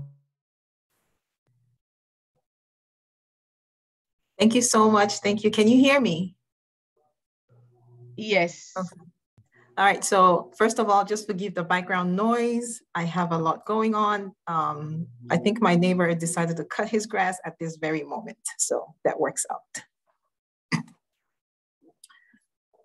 But a lot of the things that a lot of the speakers have already said, I was laughing a lot because a lot of the things she said resonated well with me at work and at home and even in the community as well. So it was quite interesting to hear some of those the things that you mentioned, from Mom Sewa to Beta to Aqua, with the early intervention and going into homes. Oh my goodness. And also Eric. So a lot of the things that you guys have mentioned, pretty much, I definitely have seen and experienced. And even the very first speaker, I don't think he's here. What was his name again? I can't remember. Luke Seidel. Yes, Luke. Mm-hmm. Because I also have a coworker that I've definitely seen how he interacts with us at work. So today I will be speaking on autism, embracing autism in our community. And I want to make this community a little bit more specific than just generalized. I will definitely focus on the Cameroonian community, which I am very well a part of. Before I go into that, I am Bernadette Kilo, and I work as an autism consultant for a medical group here in Atlanta, Georgia. I do autism assessments. I do observations at work, in the school, privately. I have parents who would reach out to me. I will go to their homes and do observations and try to help them. I also do observations in schools every now and then when I do get accepted to come in. And so I can help with strategies as to how to help the kids. I don't call them behaviors, I call them coping strategies. And so that's what I typically do. And I raise awareness within the Cameroonian community back home and here in the diaspora. And so there's this proverb that we commonly use on the continent, not only in Cameroon, but I hear it in other African countries, that it takes a village to raise a child. However, when it comes to autism, the village leaves the child with autism behind. That saying means so much and carries a lot. The community must come together as a group to interact with that child and have a positive impact on the child so that the child can feel safe and welcomed in the very environment they grow. That right there is a major challenge for persons living with autism, as well as the parents who are raising these children in our very own community that holds on to this proverb that it takes a village to raise a child. When I look at my personal as well as professional experience when it comes to that subject matter here in the diaspora, what I have observed a lot of times is these are the children who are most commonly left behind by our local community leaders. A lot of times people don't see themselves as community leaders because they don't have this huge a big title behind their name, but just being the president of an alumni organization. You are a community leader once you get in those roles. Even at home, mom, dad, you are community leaders. You have a community in your house. So that right there, that community starts in there, that inclusion, that embracement starts right there from the house and then spreads into our local community. But I noticed that when it comes to events in our community, these children are not involved. They're the ones that don't get the invites to the birthday parties. And when they do show up at the birthday parties, I have seen a mother grab her child, pull her child away for fear that if her child got so close to this other little boy, maybe this autism would rub off. And I saw her hold her child like, That was very, very heartbreaking. And I see this a lot of times. We have mothers and fathers who want to be very well involved in their local communities, but they can't because they don't feel welcomed. Not that they're not welcome, but it's just that they can't relate. You sit in this group and everybody's having this conversation and you cannot relate. And no one makes the effort to even reach out to you and say, hey, how is this working out for you? The reason with that is they're not asking questions. Awareness, we need a lot of awareness, which is the best way to educate our community. They're not asking questions. And that's because the understanding that because this thing is not in my home, or it's not close, I don't know anybody with it, then it's not my business. So I will have to steal from the wise woman, AC Beng, who said, what may be none of your business today may just come knocking on your door tomorrow. And so the reason why a lot of people in the community are looking the other way and giving a blind eye, or it's because of that. They feel like, well, this is not in my house. Why should I care? I don't know you personally, so why should I care? I don't know them personally. I don't even know that child. I watched at an event, a young lady was standing and this little boy was walking by and stepped on her foot and he just kept walking. I'm one of those people that when I go to events, I like to sit in a corner somewhere and I observe a lot. I can observe for the first 2 hours before I start making my way and coming into the crowd or whatever you want to call it. But I definitely sit in the background and observe. And when I noticed that, she grabbed the little boy and she's looking at her foot, which was the right foot that he had stepped on. And the girl or the young lady looks at this little boy and says, you stepped on my foot. What do you say? And she's saying that and looking at her foot. So he said, foot. Well, he's right. You're talking to him and you looked at your foot. Well, what do you say? He said foot. So he was right. And she's like, no, you stepped on my foot. What did you say? He did not respond. But what she did not understand is the reason why this child was not responding for the second time is because her tone had changed. There was something about her tone. So he anticipated, okay, this is not going to look good because I can tell this auntie does not sound good right now. And I sat there observing. And she said, "You're not going anywhere until you say you are sorry." Just then, I heard the beautiful song of this little boy. He started humming. That right there was his coping strategy. There was too much information being flooded at him. So I walked up to her. I took the little boy away. I said, "Let go of his hand," took the little boy away. He went along with, he had a toy in his hand. He walked around the entire hall with the toy in his hand. So he went on his way. And I turned to her and I asked her, I said, "Did you notice anything different?" She said, "No. These children these days, the way they raise them, they don't know how to say they're sorry. I don't see how this child will just step on my foot." And she's like, "I wonder where the mother is." I said, "Don't worry where the mother is. But is that all you notice, that you feel like this child was badly raised?" And she said, "Well, that's what it is. Because how would you step on someone's foot and not say you're sorry?" I said, so I asked her, "Did it occur to you that that child may have autism?"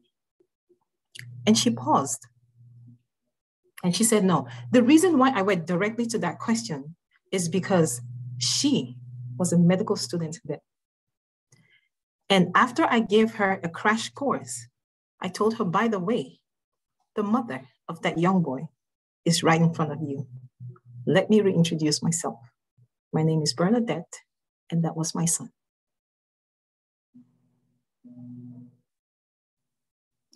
I see this way too many times.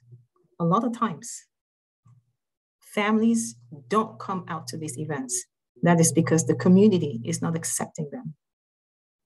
Fathers and mothers keep it as a hidden secret from even their own siblings.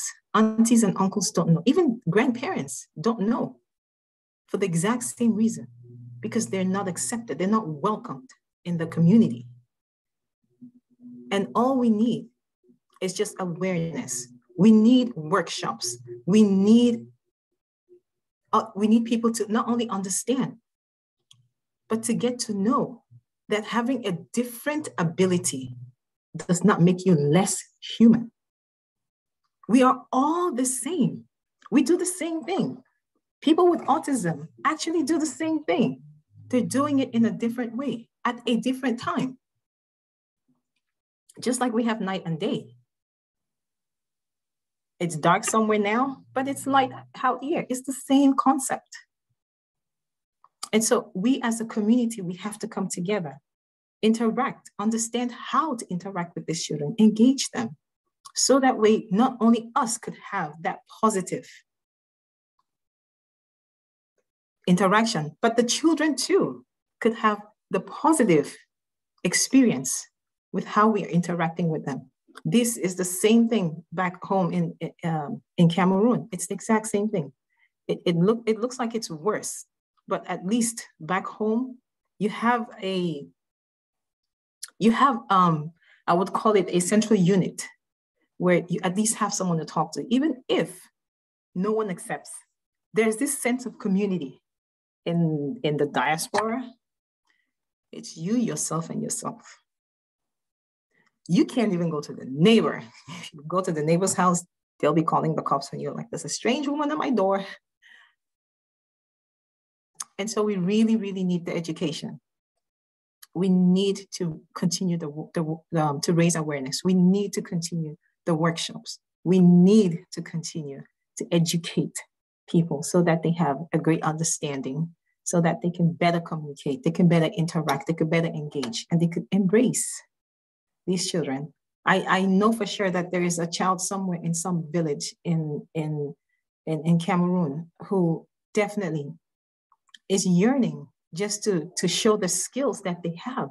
They're very talented, very skilled, gifted people, and yet we lock them and put them away and keep them away from showing this talent. That's what we're doing when we do that. When we hide them, that's what we do. We hide their talent. And yet we're reaching for the moon when we have stars underneath our feet. They're right there in our presence. And we're searching too far away for it.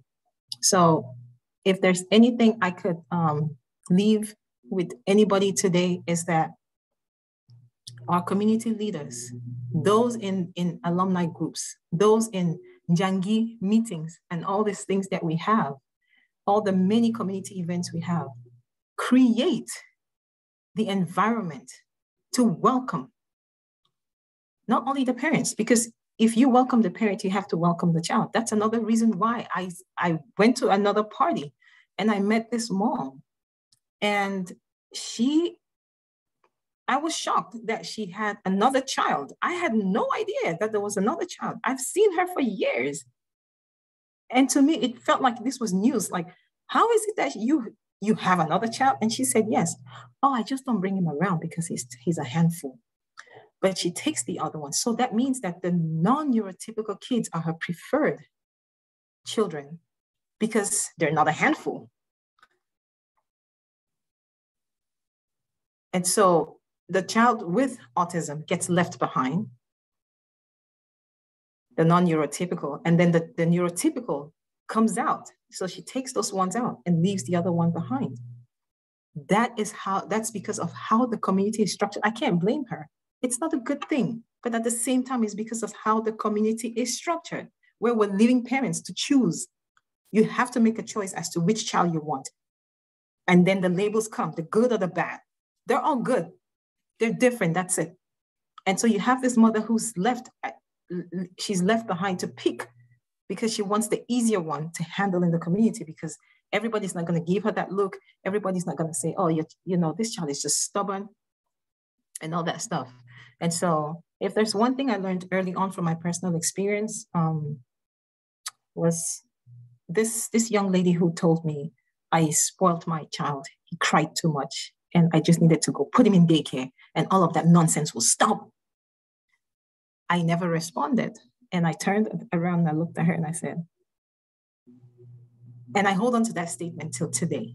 And I said, I have made a conscious decision to forgive ignorance.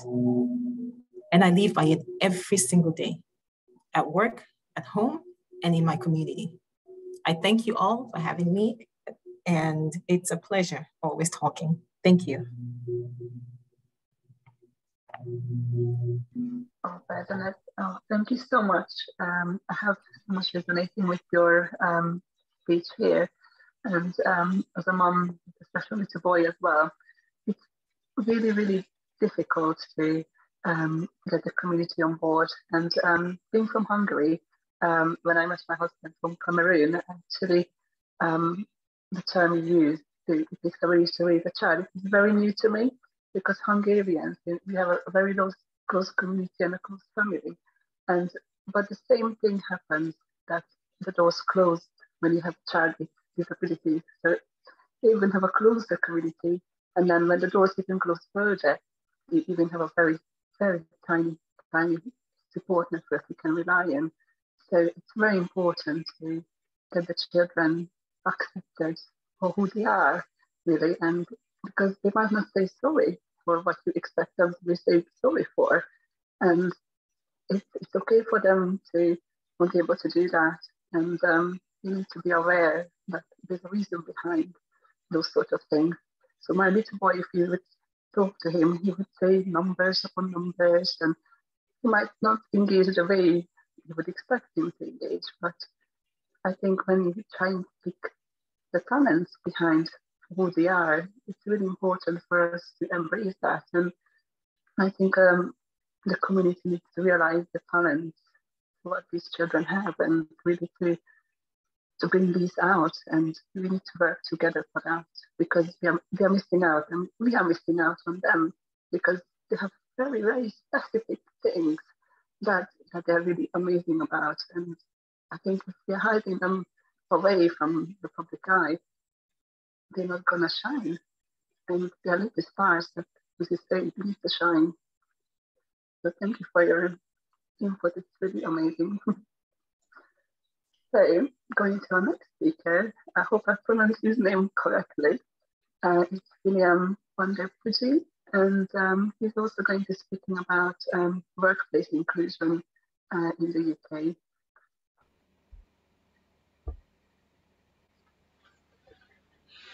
Hello. Good afternoon. Can you all hear me? Yes, we can hear you. yes, we can hear you. Okay. Originally, I wanted to speak about workplace inclusion in the UK, but my focus has changed, and I need to speak about something that's weighed so heavily on my heart of late. I've had to throw away my notes. I almost didn't do this, but yes. I'll start by a quote that says, "Diversity is having a seat at the table. Inclusion is having a voice. Belonging is having that voice being heard." Accepting autism means listening to us. I was looking at the poster for this event, and there was one quote that really stood out for me. It's, "Let's give it a voice."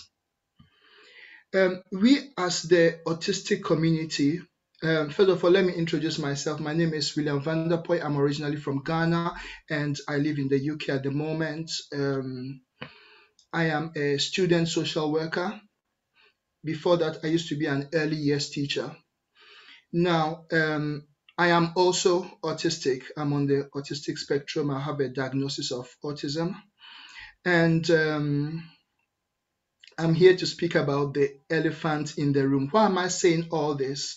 Because it is Autism Awareness Month or Autism Acceptance Month, however people would choose to call it. And to be honest and frank, this is a very difficult time for us autistics. You might not know about it, either because you might not have heard about it, or maybe you are not listening to us. I feel personally that we are not being listened to as autistic people, especially in our African and our Black communities. The way we are viewed as in our Black communities is more of a negative way. Autism Awareness or Autism Acceptance Day is a time for us to be celebrated. That's what I believe. Think about Black History Month. It's a time where we bring out the Black actors, the Black novelists, the Black people who have achieved and our history, our cultures, bringing every positivity. But imagine if Black History Month was a time where all the other nationalities come together to highlight the slavery we've been through, to highlight the poverty we've been through, to highlight the amount of aid other nations have to donate to help us from Africa to come out of the rut. Imagine if they use the N-word over and over again during Black History Month, even though Black people are saying that, no, we dislike that, it's offensive to us. But they say, no, we're not going to listen. We know what is good for you. We are the professionals, so we are going to throw this at you. How will it feel? Imagine if the KKK is being highlighted and put on the throne during the Black History Month. How will it feel? That is how we feel during Black History Month as autistics. I'm going to read a few posts on Facebook because I belong to the autistic community and I'm very much with them. There's some of the things that they are saying about World Autism Day. One of them is saying that today is World Autism Day. As an actually autistic person, I'm always open and happy to talk about my experiences. So feel free to ask me anything today or any other day. There's so much harmful information out there, and the solution is to listen to autistic people. Believe it or not, there are many people who don't think we know what we are talking about, but who could possibly know better. Another person says, today is 2nd April, World Autism Day. This day was originally for non-autistics to be praised by other non-autistics for putting up with us. We are slowly changing the narrative. It is not fast, but the road to change is a long one. Keep on fighting. If you pay attention, we are making a difference. And further down, they say that this organization, which I'm not going to name, is losing money, and more people are starting to say, listen to autistic adults. Great job, everyone. Another person is saying that happy Autistic Acceptance Day. We as autistics now face a whole month of puzzle pieces, blue, inspiration porn, and person first language. And there's a sarcastic yay. The next bit says, please everyone, do your bit in educating. We have shared plenty of posts recently. Scroll down to the page. Another person says, happy Autism Acceptance Day, everyone. I know this can be a hard day for many, with people posting about the decades old stereotypes and how hard it can be to live with us. Regardless, our mental health is important, and we've got a month long ahead of us. This is a good day to relax, celebrate, and support each other. Another person said that we are now in April, and the tragedy narrative of puzzle pieces and light it up blue, autism awareness, and us being locked up in our own worlds has begun. Please look to light it up gold, walk in red, and tone it down taupe. Be an ally and listen to autistic people. So that's what the autistic community is saying.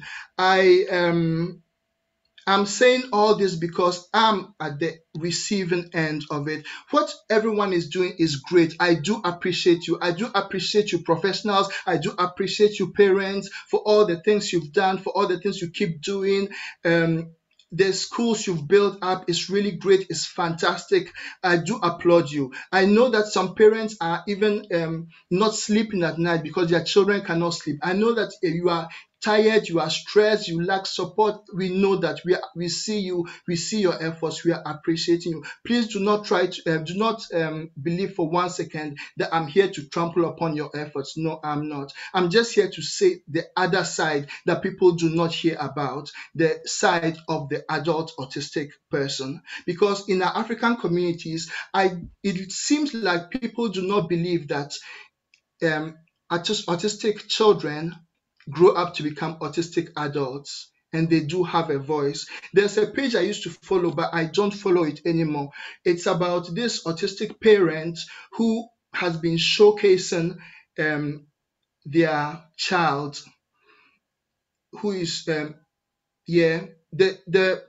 parent is not autistic, but the child is autistic, and the parent has been showing videos of this child having a meltdown and saying that this is autism. Now, it used to be really triggering for me, really painful. I know that the parent is suffering. I know that they need support and other things like that. But also, assuming this was your mother who was having dementia and who was throwing themselves on the floor, would you film it and put it on social media? We need to think about the way that we infantilize autism. I've not deviated from my topic because I'm still talking about inclusion in the workplace. Now, the workplace could mean so many things. Now, if we don't start including autistic people, inclusion has no meaning when it comes to autism acceptance. As I said, inclusion is having a voice. I've written a few things down. I'm just trying to scroll through. So autism is still being viewed through the lens of the medical model rather than the social model of disability.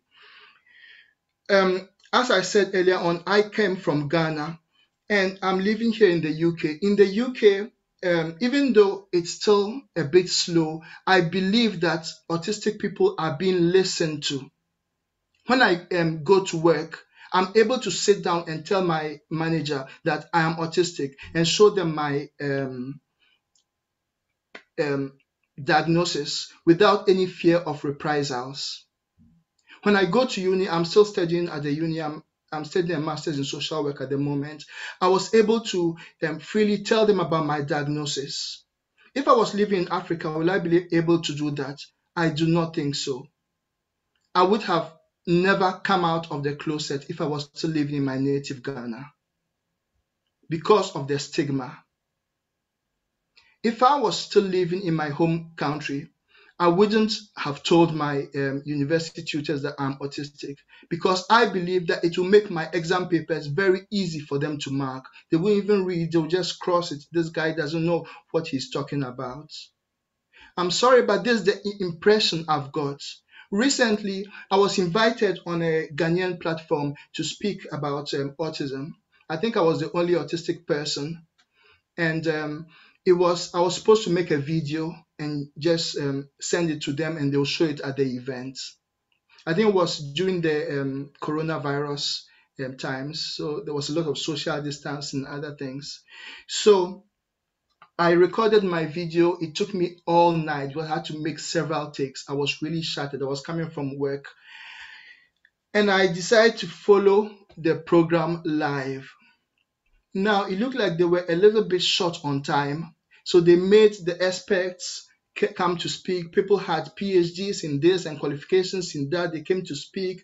When it got to my turn, they played my video, but after 5-10 minutes, they cut it short. They said, we don't have much time. We need to continue with the program, so we are inviting Professor this and that and that. I was like, oh, okay. So the only autistic person in the room was quickly cut short for everyone else to pass in front. There's a saying in the autistic community that goes like this: nothing about us without us. Do you know the impression that gave me during that program? I felt as if they were saying that we are the experts, we are the people who know what we're talking about. You are the one with the disability, you are the one with the disease. You are meant to be seen but not heard. So stand aside and let us with the degrees and the qualification speak about the condition that's affecting you. But you know what? In the UK, people who have a condition in social work, we call them experts by experience. It is good for us to acknowledge autistic people.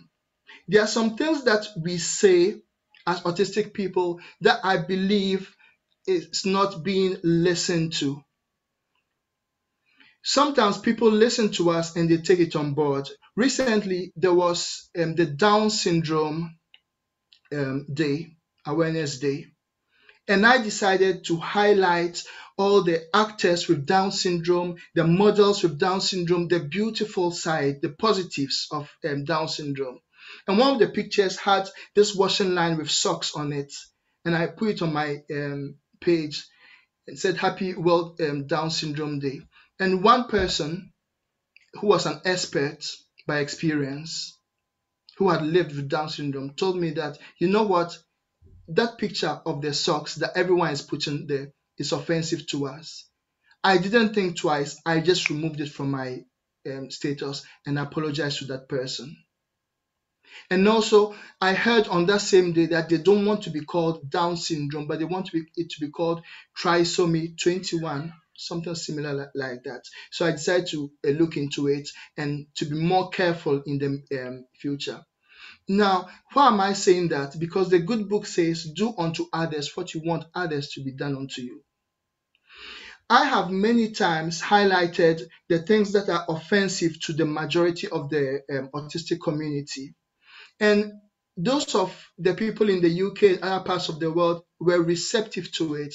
But people back home, my own people, it seems they are not listening to me, unfortunately. Yesterday, I had to debate on a page because they had put light up blue, they had put a puzzle piece on it. Now, it's worth knowing that the puzzle piece is offensive to the majority of autistic people. You wouldn't put a swastika at a Jewish event or a Ku Klux Klan symbol at a Black history event just because it looks good to you when everyone is doing it. No, you listen to the people and you are sensitive about it. That page where I commented on, they actually debated with me like I didn't feel listened to. And this morning they put another post which had the same kind of things that triggered us. So I believe that as a member of the autistic community, the month of April and autism awareness is very triggering to us. We see videos of children having meltdowns with the caption saying that this is autism. And also there's the issue of person first language. I've still not digressed from autism in the workplace. Before we are able to include autistic people in the workplace, we need to have this foundation, the foundation of listening to autistic people. Now, with person first language, the issue we have with it is that we are not persons with autism. We don't have autism in a bag that we carry it around us. Because if we say that we are a person with autism, it means that that same person can be a person without autism. And efforts are going to be carried upon to get us rid of that autism. But you can't separate me from my autism because it's part of me. Just as we cannot separate your blackness from you, you cannot separate my autism from me. And as Eric Moore said, it is not a disease. Autism is not a disease. It's a neurological condition. Eric also mentioned something. He said when you go to a doctor, you have to communicate with them.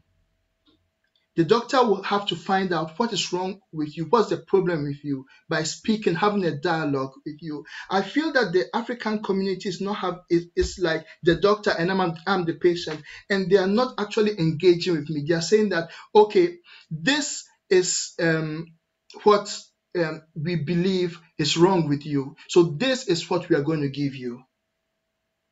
That's how it comes across personally.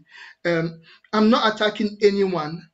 I'm just saying what is happening. It's not just from my experience, but I've read what people are saying. The reason why maybe some of you haven't seen what these people are saying is that maybe they might not be on your page or they might not be on your radar, but the language around autism is changing. The way people are seeing autism has changed actually, but it is yet to reach the Black community because the stigma is still there. Let's give it a voice. Let us embrace autism. Someone said that the situation in Ghana is similar to that of the rest of Africa. I think it's Sister Bernadette who said, Dr. Bernadette, there is a huge stigma. It's true, that stigma is there. And I'm not sure how I'm going to express this. I'm nearly finished. I'm nearly done. But the main thing I want to say is that we need to change the way we speak about autistic people, not as people who are the problem. We are not problematic. As long as we will be problematic in the eyes of everyone, there's not going to be any autism inclusion. There's not going to be any autism acceptance, not in the workplace, not in schools, and nowhere. I know that people are struggling with their children. I know that all this is happening. I'm just here to support you by letting you know what's happening in the background, in our minds, what's happening in our hearts. Autistic people have got a voice, they have got a mind, they feel things just the way you feel things. The fact that your child is non-verbal doesn't mean that they can't think. They can think. People have done things to me when I was 4. I'm 44. It was my birthday sometime this week. I turned 44 and I still remember those things. I remember when I was messing on myself, toileting on myself at school, and that old lady who was the cleaner had to change me. I remember all the insults. She used to insult me in a language called Ga. She would insult my mother, insult my father, and insult everyone of my lineage. I still remember. The woman is dead and gone, but I still remember. Let us be careful about the way we engage with our autistic people. Let us be careful about the pictures we put about our autistic children on social media, because they might still remember long after you've gone, and it's probably going to affect their self-esteem, their self-confidence. So once again, thank you for giving me a voice. Thank you for giving me a platform. Thank you very much. Oh my God, that hit home. It touched everywhere, everything about autism and the community, about inclusion, about the language, which is one of the things that we really struggle with. I do believe that every condition or every disorder should have a language attached to it. So people should be aware of the different words they have to use to describe individuals who have been affected by one condition or the other. This is AC Clarice, and I am the host. I just want to thank you all again for being here today, for listening, for contributing. And this edition today, this program today should act as an eye-opener to each and every one of us. We've all listened to the speakers, we've listened to what they've said. I usually say on this platform that each time we watch a show here, we aim to learn, we aim to unlearn and relearn what we've known or what we've just heard. And William had actually said the language around autism is changing. Yes, it has to change. There's nothing about autism without autistic individuals involved. I always say that you cannot go out there as a parent or as a teacher and you are talking about autism and you are advocating about autism without somebody to prove, to show that I am advocating because of this person. There must be someone in the autism community that has touched you in one way or the other. So we just want to thank you all. We are gradually getting towards the end of our show. We have the final speaker. However, at the end, when the final speaker would have spoken, so we will have a few people from the audience. If you have one or two things to say or to add, maybe from your story, but you really have to make it brief because we've been here. It's already 2 hours and we are still here expecting to learn more. We are learning, we've learned quite a lot, and a special thank you to each and every one of you. So I will be introducing our final speaker, and Relindis, she's all the way from Cameroon. Are you here? So if you are here, you come on. If Relindis is not here, then we will go to the audience. Let's try. Relindis, are you available? Because I know she's been having technical issues. So we see Patrick Ogola. If you are here, are you able to talk? Okay. And Azra, are you here? Would you be able to share some experience about inclusion in Sri Lanka? Are you available? Hi, Clarice. It's Azra from Sri Lanka. Hi, thank you so much I really appreciate this. Thank you. So over to you. Thank you. I think I must just mention that I met you in Basingstoke, and it's a long time ago that we met. And it's nice to be in touch with you again and again. Thank you. Yes, my experience in England. Let me start by saying, as a parent with special needs or additional needs, as you call it, I learned a lot from England in 3 years. For the 3 years we stayed there. And then we came back to Sri Lanka, and I came with the thought of opening something of our own for children with disabilities, special needs, and additional needs. So we moved to the southern district of Gaul, and with the help of professionals and parents, we started a center called Senehasa. That was in 2003, and we've moved on from there, and over the 19 years, we have been offering an honorable service to the children in this area. As you know, at Senhasa, we have offered medical clinics and playgroup, physiotherapy, speech therapy, and things like that. But the most important thing is we have extracurricular items for them. So they have dancing, music, and drama, which has been the platform for us to showcase our children's talents more than their disabilities.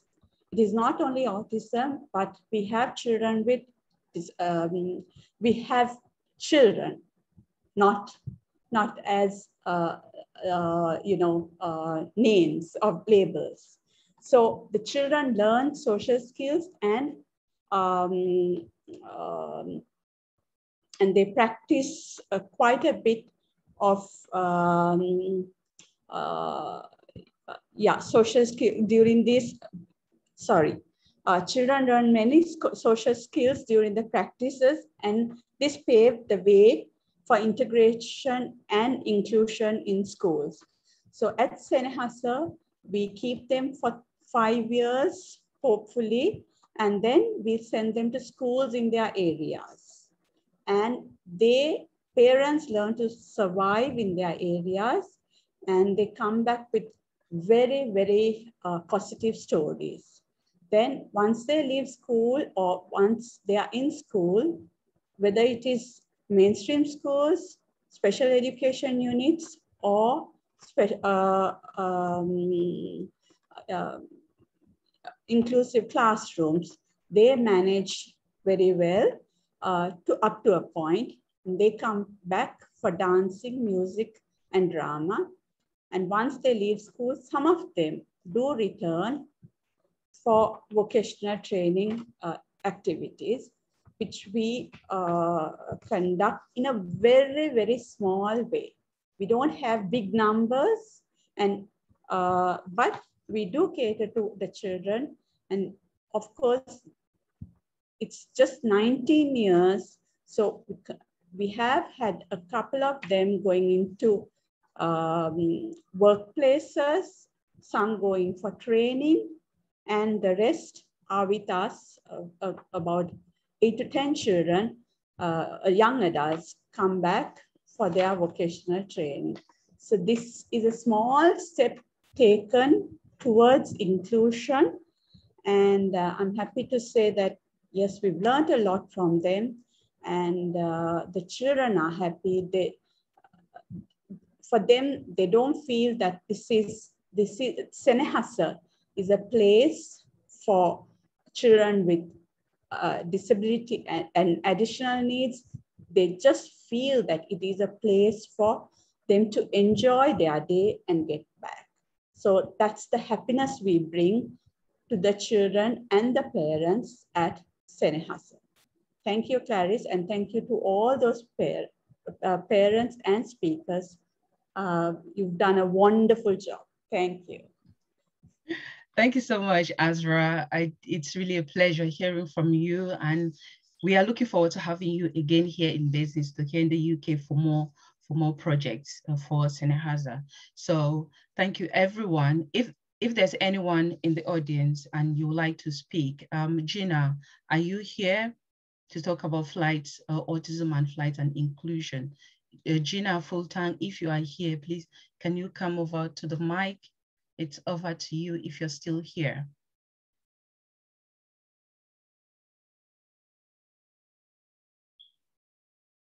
All right, I'm sure Gina is no longer here. So we are rounding up now. Is there any question to any of the speakers? If you have a question, feel free to ask any of the speakers, or if you have something just for a few minutes or 1 minute to add to what someone has said.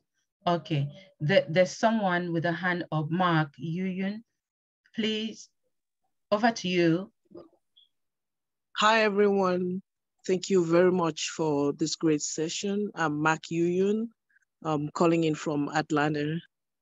Okay. So I have a cousin who's got autism. He's an adult now, and he's very much, I don't know how you call it, maybe lighter on the spectrum or something. Like he can do a lot of stuff, but his issues are mostly like when he gets the triggers, and then he will have those behaviors, those outbursts. So right now he's dealing with something. I don't really know exactly what is going on, but he was living with an aunt, and it looks like they're really triggering him over there. But lately I've been getting all these messages from him. I really feel concerned. I don't know what you will advise. Maybe he should really get with a therapist, or how I can ask for him to get help. But he's saying things like, I really hate my auntie so much. When she dies, I'm not gonna come there. I really hate her so much. If I'm about to block her. Like, he's really using very strong words, and I know that he means it because I lived with him sometime in his life, and I really understood him and we got along. But it's been a while that we've not really been in contact. So I'm very worried about him and how extreme this is really getting, and I feel like we really need an intervention. So what would you advise that I do, or how can he get help? Okay, thank you so much, Mark, for being open and letting us know your concerns about your cousin. So I'd like to ask Dr. Byrne, would you be able to help with some advice here? Or if not entirely, maybe some of you can contact Mark after this show. But Ben, are you able to say something just quickly, please? Yes, absolutely. So, Mark, I am absolutely glad that you brought this concern here. There is definitely a lot going on in terms of dynamics that's happening. And so a lot of the times that I have, I noticed that when we have these challenges, it's not the autism, it's not that the autism is doing this, but there is a miscommunication with whoever that person is. So understanding and using appropriate language with persons living with autism, you have to be able to make that connection. So there is a disconnect somewhere, and we have to figure out what it is. And so I'll be more than glad if you could reach out later on so that we can talk today, if you can, because you did say you're in Atlanta, correct? Thank you very much, Dr. Ben. Yeah, I even have your number. You and I have talked when I called you once to intervene for my friend's kid some time ago. Yeah. Oh my goodness, what a small world. I know. I honestly do not remember, but yes. Know. So call me. Let's talk. This is not something that is uncommon. I have seen this before with another case, Cameroonian as well, and it goes back to that language that William mentioned before. Those words that you are saying, the words that are coming out of your mouth, they play a major role. So let's work on that. Okay. Sure. Very well, Faye. Thank you. You're welcome. Very well. Yeah, thank you so much for that, Ben. Yeah, the language, we really have to be careful. Can you imagine? I was once put off when someone sent me a link for to a website on autism, and the first thing that I read on the website actually put me off, and I've never gone back there because simply because the person said we support people who are suffering with autism. And I turned and I looked at my 16-year-old, whom we call Prof. Lesra, and I was asking myself, is he really suffering with autism or suffering from autism? So we have to be careful with the language that we use and we use as far as autism is concerned, and generally any condition. So rounding up, there's another hand up. Okay, Sandra Njapa, please come, ask your question, please. Are you there? If you can put on your video and unmute yourself.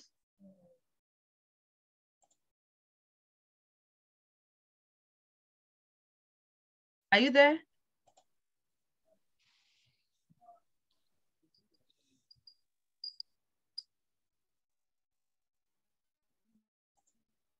All right, Mom Sewa, your hand is up as well. Let's make it quick so we don't stay here for too long. Hello. Good Yes. evening. Hello, everyone. Hi, is that Sandra? Yes. Oh, Sandrine. Yeah, sorry, Sandrine. Okay. Yes, yes. Thank you so much for the opportunity to contribute. Thank you all for wonderful, wonderful contribution, really valuable. I am Sandrine Japa. I'm a mother of, I'm an autism mom, a mother of 7-year-old Sankara, who was diagnosed with autism when he was 3. Yeah, so my contribution has to do with, I'll be as quick as possible, has to do with nutrition. Yeah, so I mean, I'm in Cameroon. I'm a Cameroonian based in Yaoundé, Cameroon. So for the past about 3 years, I've noticed something. Cloves have really been I mean, sorry, I'm going a little bit out of the topic, but I'll at the end I'll try to connect it with the topic that we are talking about, inclusive education. Yeah. Okay. So if it's out of topic, please, it'll be good to make it really brief. You can always have another opportunity to be a special guest speaker on our show, The Voice of Hope Media. So. Okay, then let me just brief it very brief then. Brief then. Yeah. Yeah, thank you. Anyway, just to talk about cloves. Cloves, I mean, they've really been helpful, just cloves infusion, specifically sleep pattern. My son used to have a lot of issues with sleep. And so when I started giving him that, it has really been helpful. I've shared the information with over 50. I have a WhatsApp group. We are there like more than 100 parents with kids with autism, and many parents in there are also giving this particular herb to their kids, and they are seeing improvements with the kids' sleep pattern. And we know that there is a direct correlation from research, direct correlation between improved sleep and the ability to focus and pay attention and also learn. Yeah. So I mean, I'm just sharing this information. I have a YouTube video where I really describe the entire how I happened to find out about cloves and how it has really been helpful. And then many other parents are taking from there, and they too are giving testimonies. Nonetheless, I have a master's in public health, so I'm looking forward to doing a formal clinical trial on cloves and autistic kids. So that means just to share information. Hopefully someone can take Don't send me link. Okay, we join that.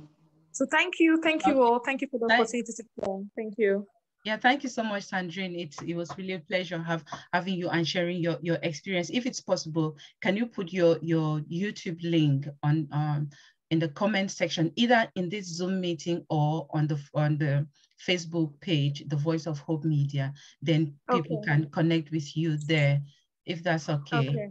Yes. That's okay. Let me just try to do that straight away. Thank you. Yes. And Mom Sewa, your hand is up as well. Let's make it brief. Over to you.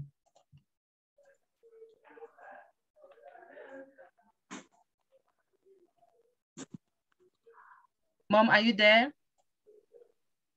Oh, sorry. Yeah. I want to talk about those who have children with very severe autism. A lot of parents have called me to say that, yeah, we are celebrating, but they're suffering. And we have to be praying for them, keeping it in mind that there are lots of people not really celebrating autism today because the children are probably very aggressive. They're being beaten and whatever. So let's remember those with severe autism, because it's like when we come to talk about autism, a lot of people talk about those who have really improved and are doing so well and they feel good things. We need to remember those who have very, very severe challenges. It is about time that we also brought that out to the limelight and really help the parents because they feel we are not helping them. That's all I want to say. Okay, thank you so much, Mom. And that should be taken on board. I do think, and I don't want to be mean here, but I do think no matter how challenging your child is with autism, there is one thing about that child that you can celebrate. I do not want to believe that 24 hours it's challenging. So one of the things that we do, that I in particular I do on this day, I look at our journey, I look at my child and I see how far we've come. Just that life is something worth celebrating as well. And we really pray for these children who have more challenging issues or more challenging behaviors as compared to others. So rounding up, please, if there's anyone who has an additional question, please, can you put it in the comment box, and then our guest speakers will be able to answer to your questions after the show. We are late. We've gone way beyond our time. So to round up, I actually wrote something on Facebook today. Sometimes I get that inspiration to write as soon as I get up from bed, and usually it comes with passion. So when I was designing the poster for this event, I looked at it and there were puzzles. There was blue. That's what I wanted. I wanted to have puzzles. I wanted to have blue. Then yesterday, there was a Disability Awareness Day event in my community here. And one of the ladies asked me, why am I still using the puzzle piece? Why am I still using the cloth, which is what I have here? It touched me because I know in the autism community, there's still some controversies on what to use, what to say, whether it's blue, whether it's the infinity sign, or whether to use the puzzle ribbon or the puzzle piece to describe autism. But I had to write down something which I would like to read, here. And it goes, autism is a lifelong, invisible neurological condition characterized by differences in thinking, in sensing, and communicating that can make interaction and connection with non-autistic people difficult. So today, there will be many different ways of celebration across the world by different people.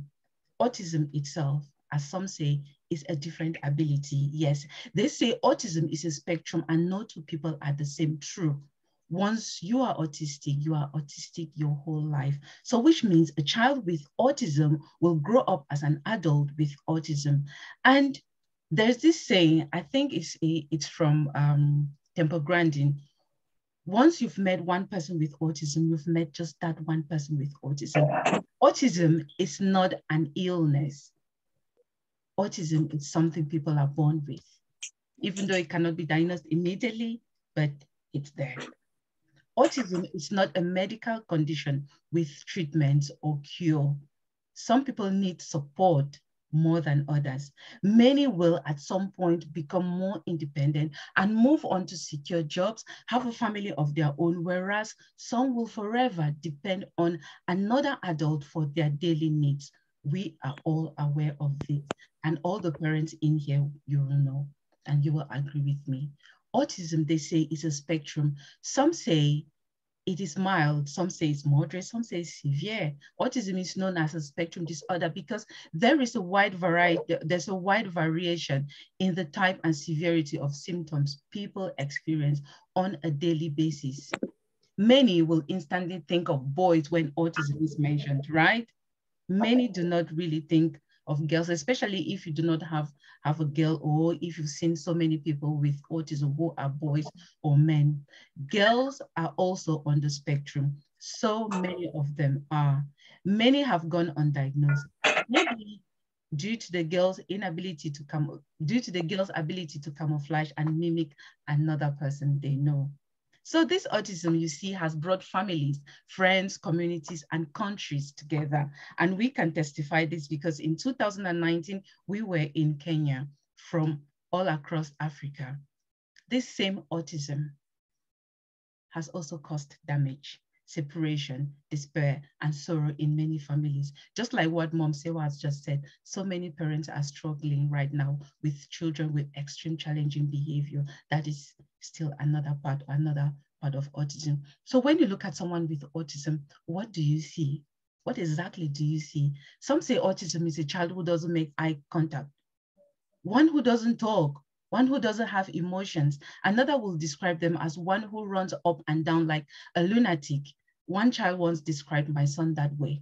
Many even go to the extent of saying that autism is just an overdiagnosis of quirky kids with a trendy disorder. So autism has gone to the stage where people are looking at it as a trendy disorder.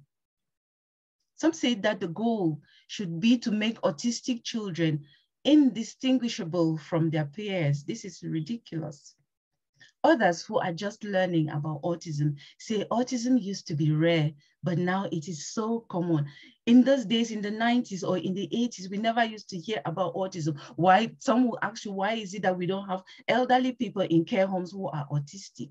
You can't be working in a nursing home for elderly individuals and you are expecting to see an autistic person there, because they will probably be in a special care home for those who are autistic. Autism is made up of people of all genders, races, ethnicities, and economic backgrounds who live different and varied lives across the world. So many things you think you see when you look at an autistic person, but you don't. The loud, the silent voice that speaks to you every day, the hug, the kiss that reminds you every day that you are loved, but we do not notice this. Why? Because we don't hear this because we are busy waiting for that spoken words. I love you, mom. I love you, daddy. I want to go and see my friends. Those are the words that we are expecting. We want them to speak. But the silent or the loud voices, the shouting, the screaming that we hear every day, we don't actually see that as a form of communication. Do you look or see beyond their condition or disability? Do you look beyond the child standing in front of you? Yes, many of us forget to celebrate, to appreciate, to understand, love, accept, and include the child right there in front of us because we are busy fantasizing about the child we thought we were supposed to have. Because we are busy as well, blaming God, blaming the gods, blaming witchcraft, etc., for giving us a child we didn't want. Who are we to play God? Who are you to ignore the one you've been specifically chosen and given to take care of? Who am I not to accept the precious gift entrusted to me by the Almighty to take care of until the day He will call me to eternity? Who am I not to accept such a gift? Who are you not to accept your child? They say God cannot give you what you cannot handle. I say God helps us handle what He has given us. Now, you may think or you may say, it is none of your business, but it may already be there knocking at somebody's door, or it may come knocking at your door tomorrow because we never know tomorrow. Many do not want to talk about their child with autism because of fear of what people will say. Like, seriously? Choose. Is it about people or is it about your child and their inclusion in the community? Choose what matters the most. Autism is a universe of diversity. Autism is seeing one thing through different lenses and yet managing it the best way possible. Autism is a story told in different languages, in different shapes, in different colors, and even, like I said, in languages. Yes. So now today, we have been celebrating, we have been commemorating those living with autism and their families. So now we've been using colors, we've been using shapes, we've been using signs and language, anyone that you can choose. But when you do so, you make sure all autistic individuals and their families are on your mind and in prayers. Make sure they are at the center of everything that you do today and the whole of this April. There is nothing about autism without autistic individuals and their families, like William said. Some will choose the color blue, others will go with the infinity sign, and others will use the puzzle piece colors. In everything we do today and the whole of this April, let's accept, let's respect each other's choice of celebrating the day. At the end of the day, we are in this same cause together, raising awareness, encouraging love, acceptance, understanding, and inclusion of everyone affected by autism. So I just want to thank you all, everyone, for giving us this opportunity today to talk to us, to educate, to inspire, and to give hope to everyone out there who is going through a challenging situation. Anyone out there who is facing some complex life issues and they are struggling. At the Voice of Hope Media, we give a voice to those issues often regarded as taboo issues, often regarded as very emotional, too sensitive not to talk about in the public. And once you don't give a voice to these issues, who do you expect to give a voice to them? So together, let's give a voice to anything, to everything. Because if common topics like football, like politics, etc., can be discussed anywhere, everywhere, what about autism? We should be able to do this together. We are in this together. So let's give it a voice. Because once we do, we are not only helping ourselves, we are giving a voice to those autistic individuals who cannot speak for themselves. So I advocate for my own son, because at the moment he cannot speak for himself, even though communication is not only about speech. Yes, we are in this together. So a special thank you to each and every one of you, and just wishing you all a happy weekend. I know there are still 2 hands up. If you promise me you speak for less than 1 minute, then I'll give you, then we round up. So over to you. If you have your hand up, just speak. There's Charlotte. Is your hand up? And there's Sandrine. Is that Charlotte? Yes, yes. Okay, just make it brief, my sister, please. Okay, greetings everyone. I'm very, very happy. I'm Charlotte from Cameroon. I'm very, very impressed with everything that I've learned here. I'm a teacher, and I pinpoint a student in my institution with autistic characteristics. So I've been looking for means to help this particular child. And from what I've learned here, I think it will go a long way for me to help this child, because it's important. So I don't know if I can have contacts of other people in the same capacity that can be of help. I'll be very grateful. Okay, that's fine. So what you do, Charlotte, is you put your details in the comments box here, and individuals will get hold of you. They'll contact you. You can put your number as well, and then you'll be contacted if that's okay. This also is an opportunity for individuals to network, to get to know each other, and who you can contact when you have a particular issue as far as your child is concerned, as far as your advocacy journey is concerned. So because I earlier said we are in this together. So Bita, are you there for your final words? Hello, I'm still here. Sorry, I have a little one in the background. Okay, yeah, just a final word.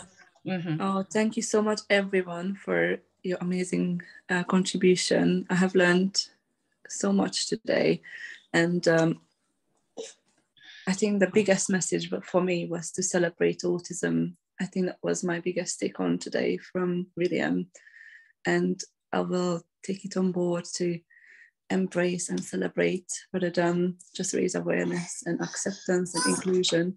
I think that celebration part was a key message for us, to celebrate these amazing children, amazing adults, and try to bring out their talents and appreciate for who they are and bring them to the forefront, not just in the background. So let's celebrate them together. Thank you so much. And we've now come to the end of our event, our show. This was World Autism Awareness Day 2022, the virtual community outreach summit. So we want to say a special thank you to everyone that participated, everyone in the audience. And we look forward to having you all here in 2023. If not virtually, we'll obviously be having it face-to-face. And get in touch with anyone you wish to contact, or you leave your contact details here and you will be contacted. But before we go, let's just take a few selfies.